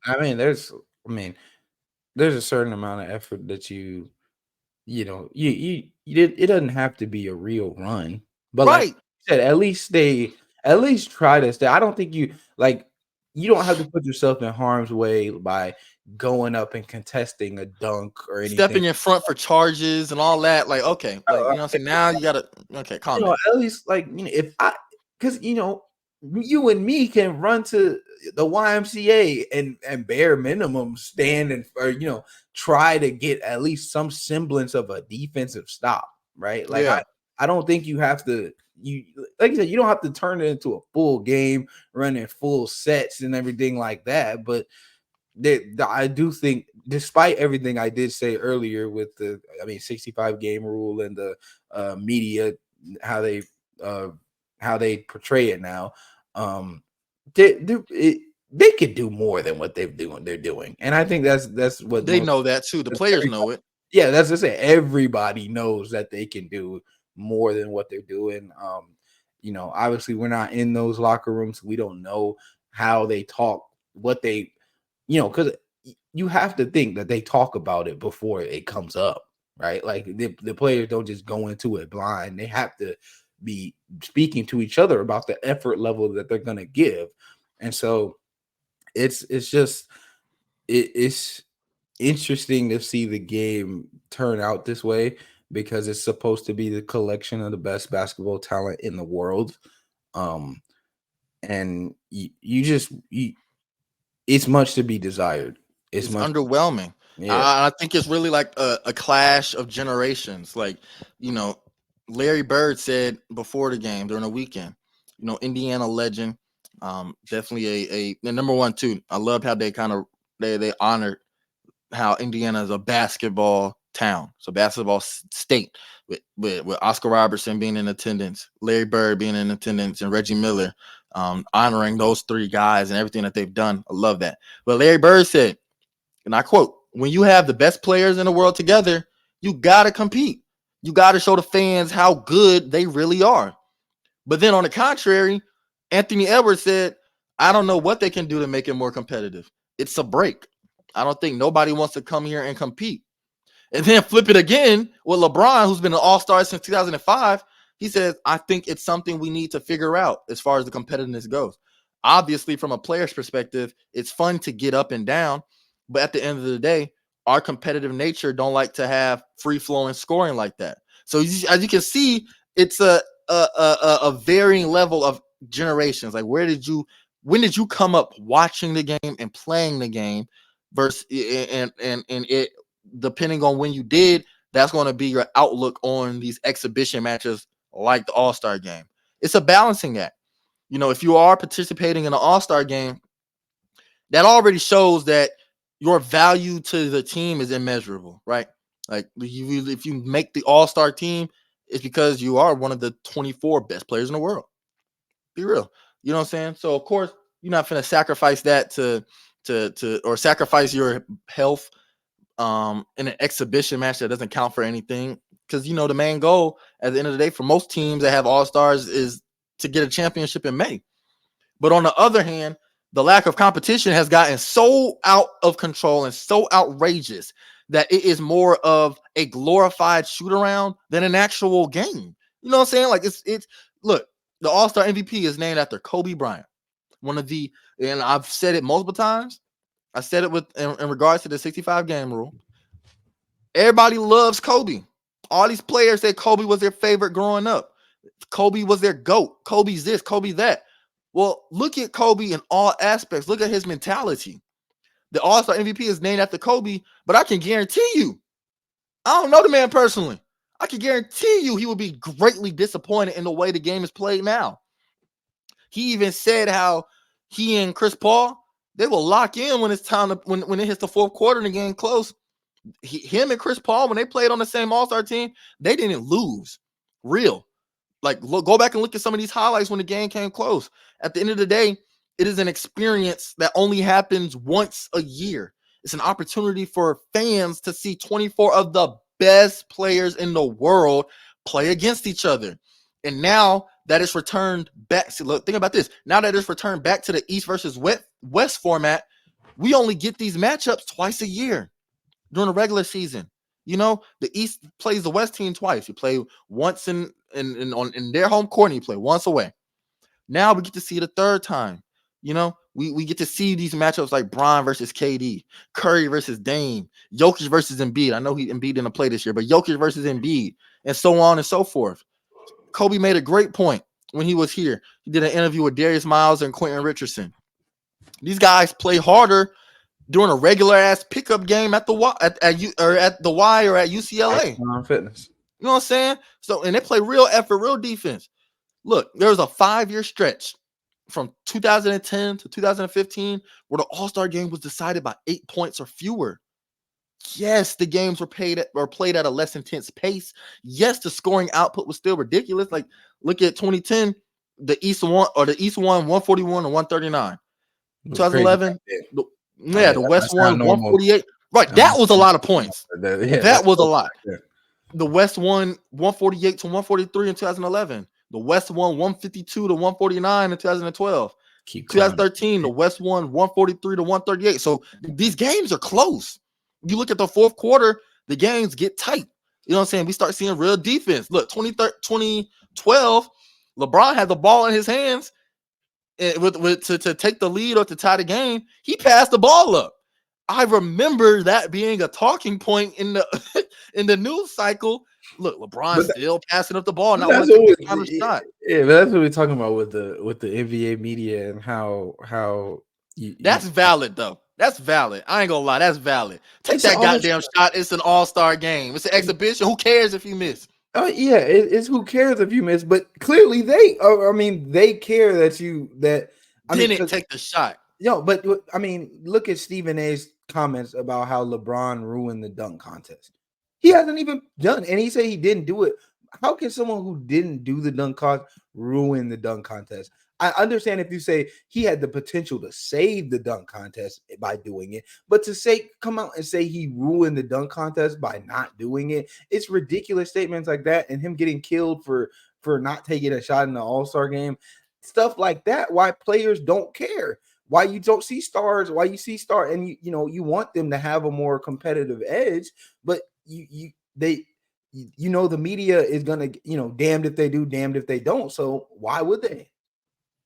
I don't like that mentality because you're a professional athlete. You get killed in the media every day doing you focusing on just a regular season, right? It's an all-star game. At the end of the day, we're all here to have fun and this and that, but it's we want to see competition, and we look at those games. Just look at that 5-year stretch, 2010 to 2015.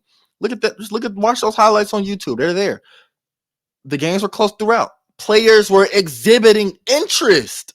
That's the main thing. These players don't even care about the game anymore. I don't think it has nothing to do with the how they're going to be portrayed in the media as far as the game is concerned. I don't think it has nothing to do with. I just think these players don't care. They don't care about the fans in attendance.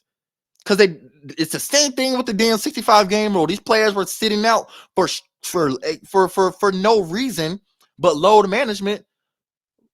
They didn't have the fans in mind. They didn't have the media in mind as far as I don't want to play this game because, hey man, if I'm Embiid, I don't want to play against Jokic because I might get crucified by the media if I mess up or if I don't do that. That's not on that man's mind. Yeah, the regular season is different. That's not on that man's mind. These folks don't want to play because they don't care. They just don't care about anything but themselves as far as their bag is concerned and as far as their health is concerned. So I just think that's what it is. Look at those games. I said they were running back on defense. Even plays were being drawn up. What the hell did Doc Rivers and Chris Finch do in the damn All-Star game? They were just spectators. They were just a part of it. That was it. You know what I'm saying? So I really think, and there's nothing you can do to fix it, honestly. What, take the game away? They ain't gonna do that. It's a legacy now. That's the All-Star game is intrinsic to the history of the NBA. We're almost at 75 years of just the NBA All-Star game itself. So they're not going to give that up. NBA makes a lot of money, man. They money off of it, bag. right?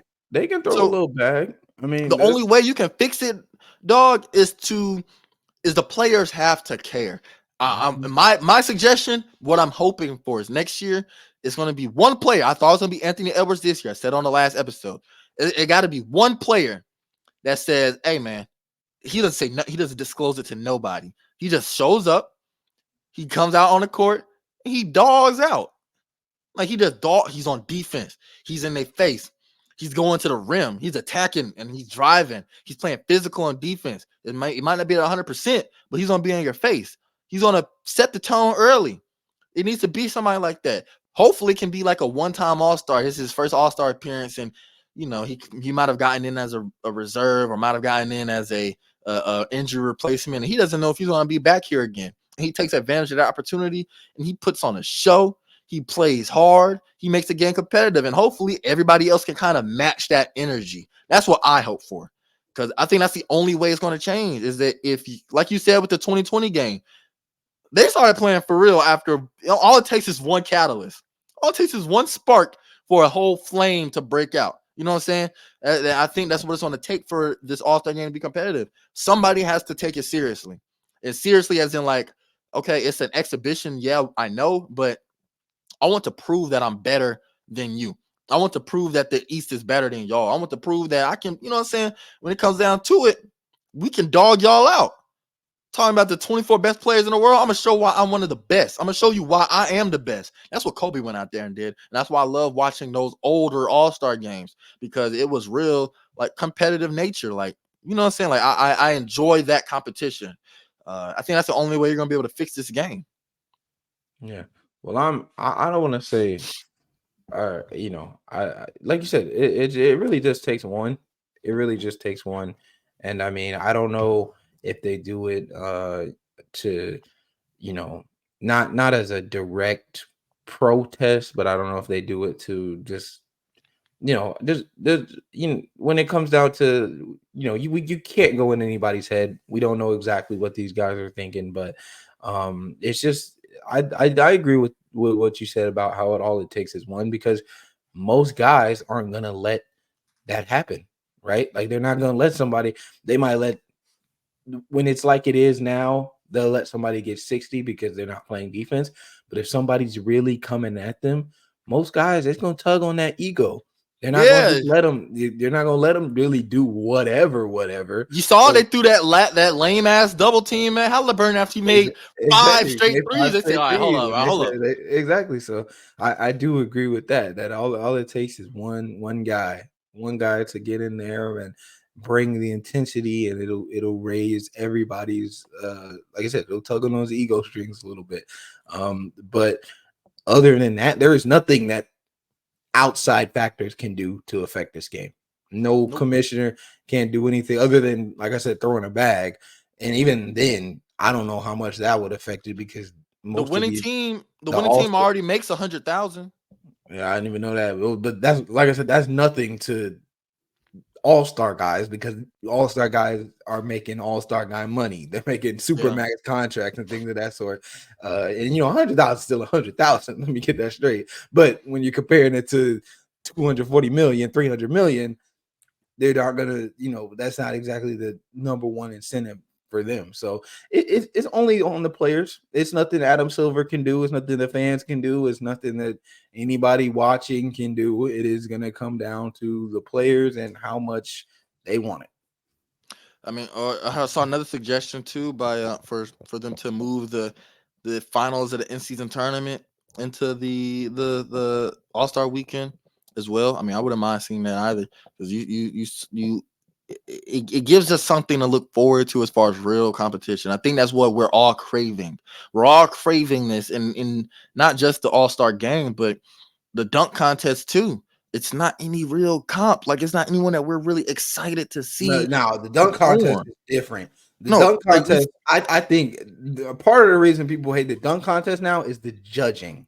I'm not gonna put that only on the players, because the players do, and they try to, Jaylen Brown sounded genuinely interested in his thing, but he was unfairly pushed to the final because he didn't have a better dunk than he jumped over Kai Cenat, and they gave him a 48. Like yeah, they like you know what? Like that's like I and then you go back, Aaron Gordon versus Zach LaVine. The first one was really close. I was never going to say Aaron Gordon got robbed in that one, even though I think the dunk where he sat in the air is the greatest dunk of all time, dunk contest dunk of all time. I'm not gonna say he got robbed in that one, but then you look at the one versus Derrick Jones Jr. when D Wade, the infamous meme where he gave him a 9. That one, like when I look at the dunk contest, it's not as much about the players lacking care, because they do come out and they do, it's hard to come up with new dunks every single year and try to do stuff that people haven't seen, especially when you're a guy working during the season. Like this is Jaylen Brown. He's a super max player. He has the biggest contract in NBA history. He has to work during the season. I ain't gonna let you get away with that one. I ain't gonna let you get that one. I'll let you finish. I ain't gonna let you get away with that one. Though. I'm gonna let you finish. I ain't gonna let you get away with that one though. Aside from whether it's worth it or not, but aside Mhm. from whether that's deserved or not, he has the biggest contract in NBA history. Like he has to work during the season. He's on a championship caliber, a contending team. He's trying to get to a ring this year. So, you know, you have all that, and the reason Aaron Gordon doesn't compete anymore was because he felt he got hoed. Like it's just for me, the dunk contest isn't as much about the players not caring, because obviously there's certain talents you do want. You want Ja there, you want Zion there. LeBron, obviously, there's his whole career has been people wanting him there, but there's when they do get there and you have the top talents like Aaron Gordon, the top dunkers, you hold them, and then they don't want to come back anymore. I don't think that's a reason at all, bro. I ain't gonna lie. I don't think okay for Aaron Gordon, yeah, because he's put that out and stated that. But I mean, look, who was the last like real before Jaylen Brown, the last star name to compete? Donovan Mitchell. Even then, he was still young in his career. He's not as big as he is now. So we're looking at it. Victor Oladipo, like, come on now, let's be real. We're talking about we went from Vince Carter, half man, half amazing, Vinsanity, doing this when he was not Jaylen Brown, where he's a number 2. Vince Carter was the number 1 on that Raptors team during the year when he pulled off the overall one of the best dunk contest performances ever. Kobe Bryant, same thing. Dwight Howard being the number 1 on his team, doing it multiple consecutive years. This isn't. I don't think that it's so much judging, because at the end of the day, it is just, what I'm saying, like, it's win or lose, what I'm saying, like, but we're talking about a lack of star power. These players don't want to do it, but they don't care. I think there's a little bit of a misconception of how much, because it's the memorable ones make you forget the forgettable ones. Because looking at there was a chart that was going around because of it. From 95 to 99, there wasn't a single all-star in the dunk contest. From 01 to 06, it was Steve Francis and Amari Stoudemire. That was it, until Dwight Howard did 3 straight years, and he was the only one. 2011, the only one was Blake Griffin. 12, nobody. 13, nobody. 14 had John Wall, Paul George, and Dame. But after that, since then, there's been 3 all-stars, and it's Andre Drummond, DeAndre Jordan, and Oladipo. So okay, but now listen to those names that you mentioned, though, and look at the times that they participated. They were at the peak of their game, and they were the number 1 or number 2 options on their team. So they already had the physical workload of having to be that man on the team. Dwight Howard, you mentioned Amari Stoudemire, you mentioned Steve Francis. I'm gonna go back earlier and say, even when Ray Allen performed, Kobe Bryant performed, Vince Carter performed, talking about all this stuff. This isn't just, even we can go even back further with Michael Jordan and Dominique and Sean Kemp. Like, we now look at us now. We got a G League player, which is no disrespect to Mac McClung, but I'm just showing you how far we've fallen from grace. Mac McClung, Jaime Jaquez, Jacob Toppin, and Jaylen Brown. Right? I know we've had some bad matchups too, but I'm gonna put on top of that too, there's no longer any creativity. Okay, we didn't have any all-stars during those years, but we still had some creative dunks by Gerald Green, who blew out a candle while he was dunking. We had JaVale McGee dunk on 2 goals at the same time. Rudy Fernandez even showed up and did some amazing dunks as well. I'm gonna team to name all these different players that had great performances, but those players cared. And they tried to exhibit some type of creativity. I know that eventually all originality will run out and this and that, but dude, you're talking about Jaime Jaquez getting a 48 or whatever, dunking over Shaq, who was ducking and also needed to push off, right? Talking about Jaylen Brown getting, I think it was a dunk over Kai, where he tried to do the D Brown, and he did it after he already dunked. You know what I'm saying? That's not creative. I know he was trying to do a tribute to the Celtics. That wasn't creative. It wasn't executed well. You dunked over a man who like Shannon Sharp said on First Take, is 3 feet tall. Like, it's not. There's no creativity. I don't think these players really care enough to do it, because if they did, we would have seen Zion in there. We would have seen John in there. I know John said he might do it next year. We would have seen even Bron. I don't think Bron cares about it too much. I think the slam dunk contest just overall isn't a staple, a mainstay anymore. Jaylen Brown too. He did a 360 windmill, bro. We've seen Paul George do that in the middle of a game. in traffic. You know what I'm saying? Like we don't, we already seen this stuff. So Mac McClung, he had a great performance though. I enjoyed his showing. Always is he's creative with it. So there is still creativity. There are still difficult dunks to be done. You know, so I just think that it's lacking star power. The all-star or the 3-point contest, on the contrary, we always got stars doing that. That's why I Yeah. like watching it. I want I to mean, see the because best shooters go. yeah, but yeah, especially with I mean, it's interesting because and the 3-point contest has kind of risen as the top event of the All-Star weekend because like it is, like I said with the with the MLB All-Star game, or yeah, with the MLB All-Star game, you really kind of got no choice but to go as hard as you can because A, you're gonna get embarrassed if you don't, and then B, shooting is shooting. Like you can't not shoot. Like you're in the 3-point contest. It's kind of hard to you have to pretty much purposefully not put in effort to not to it to not put in effort in the 3-point contest has to be purposeful, right? You can't Yeah. accidentally not try to shoot your best. So yeah, the 3-point contest is great. The 3-point contest, and like you said, I enjoyed that one. the star I power. enjoyed that one this year. Dame, he won back to back, first back to back champion since Jason Capona. Back in what 0708 and 0506 or 0607 and 0708. He had some clutch shooting as per usual. He made a lot of timely shots at the end to not only beat Trae Young out in the finals, but to get into the 4-way tie between Trae, Cat, Tyrese, and himself. So Dame time, you know what I'm saying? I enjoy that. Trae, he lost in the finals. He had a great night. Cat, he was looking to solidify his status as the best big man shooter ever. I enjoyed that performance. I think the worst overall performance was what's his name, Malik Beasley, followed by Jalen Brunson, Donovan Mitchell too. Those three guys, they had probably the worst performances. But everybody else, Laurie Markkinen, he put up 25 points. It wasn't enough to get to the second round, but he did his thing. Overall, great event. I enjoyed it. I was paying attention and watching that while I was watching the UFC. But you know what I really enjoyed was Stephen Curry versus Sabrina Ionescu. That was great They for basketball. they needed more than one round. It was fun to watch, like you said, and it was great for WA or for basketball as a whole. Sabrina, in my eyes, was kind of carrying the WNBA on her back. She had pressure. That was her pressure, was to, because if she went out and put up a stinker, people are going to come at the WNBA crazy, right? Like people are going to, talk about, Kenny. I mean, Kenny was talking reckless and she did well. So, Right.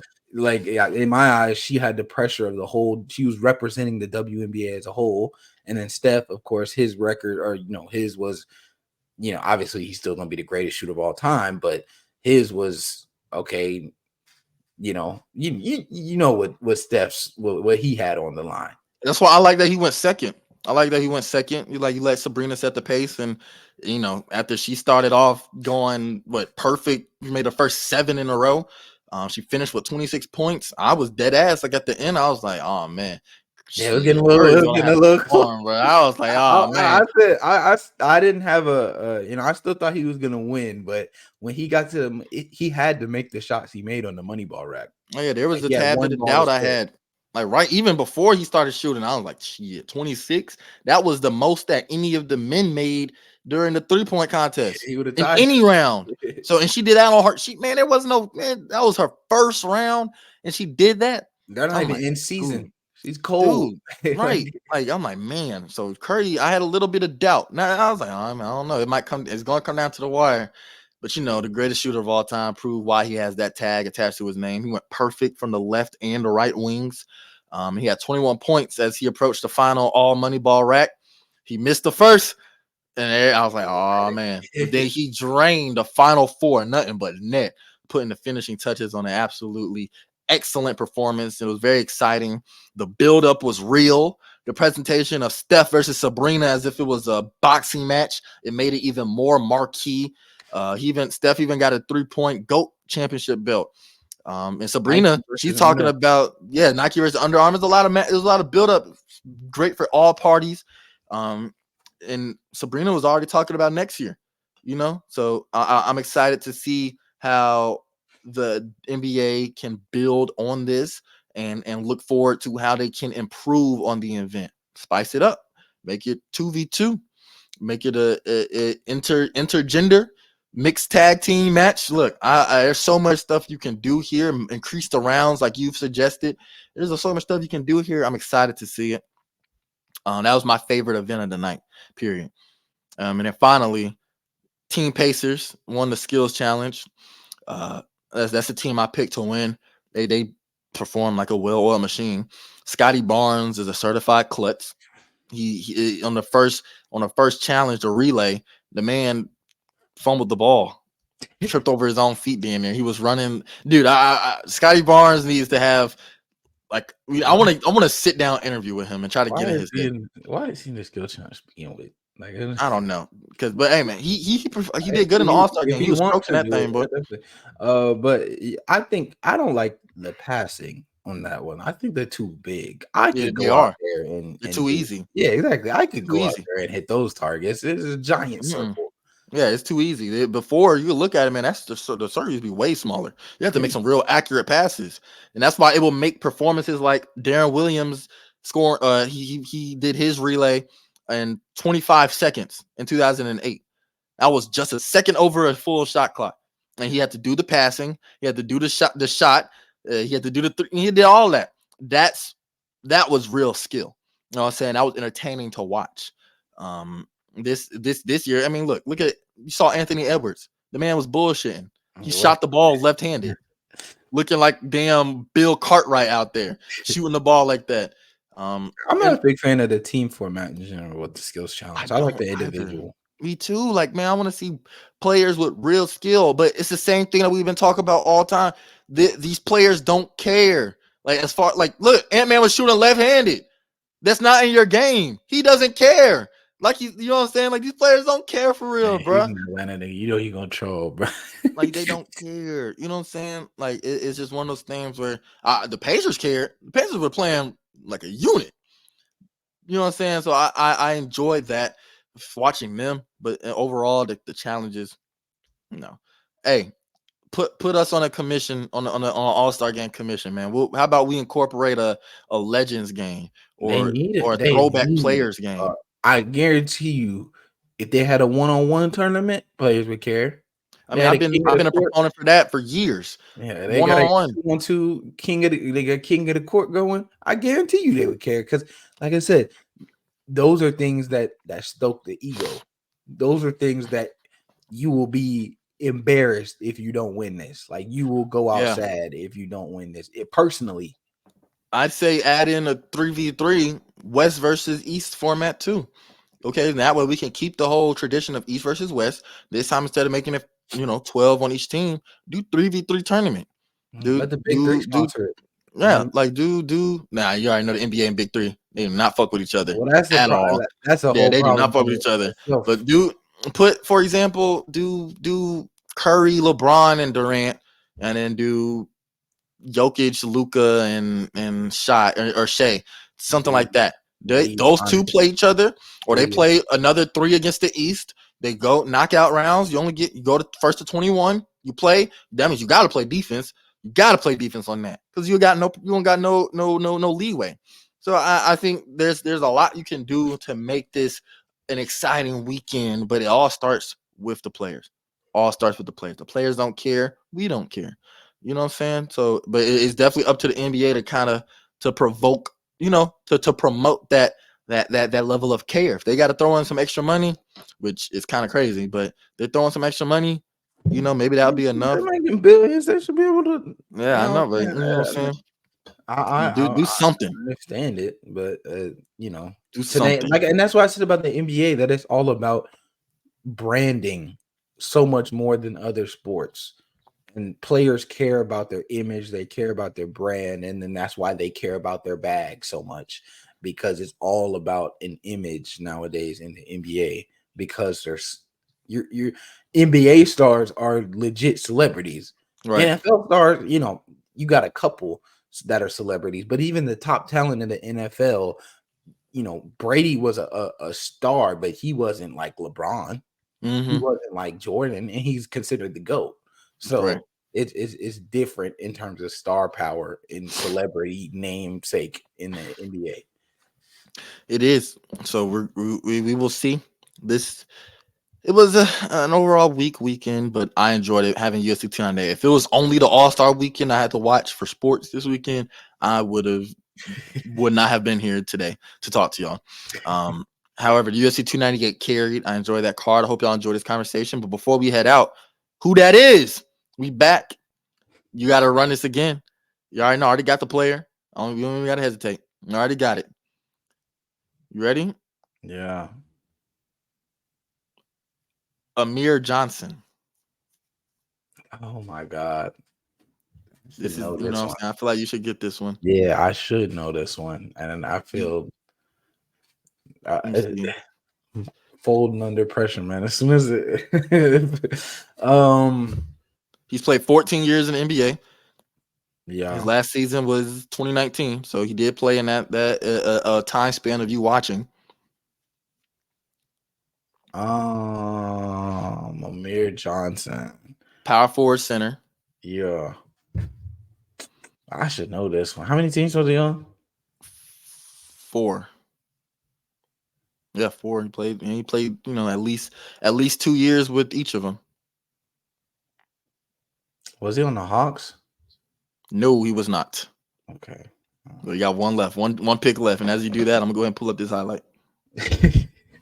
Amir Johnson. God, I know this one. We've literally talked about him in the back in the days of sending obscure players, man. Yeah. Did he wear one number? What number did he wear? What did he wear on any team? He wore 4 different numbers. You want one or all of them? Sure. I give you the one from his most known tenure, his longest stint. He won, or he wore number 15. 15. Is he on the Bucks? The Bucks. No, you were close, but no cigar. He played for the Detroit Pistons his rookie year, the Toronto Raptors, the Boston Celtics, and the Philadelphia 76ers.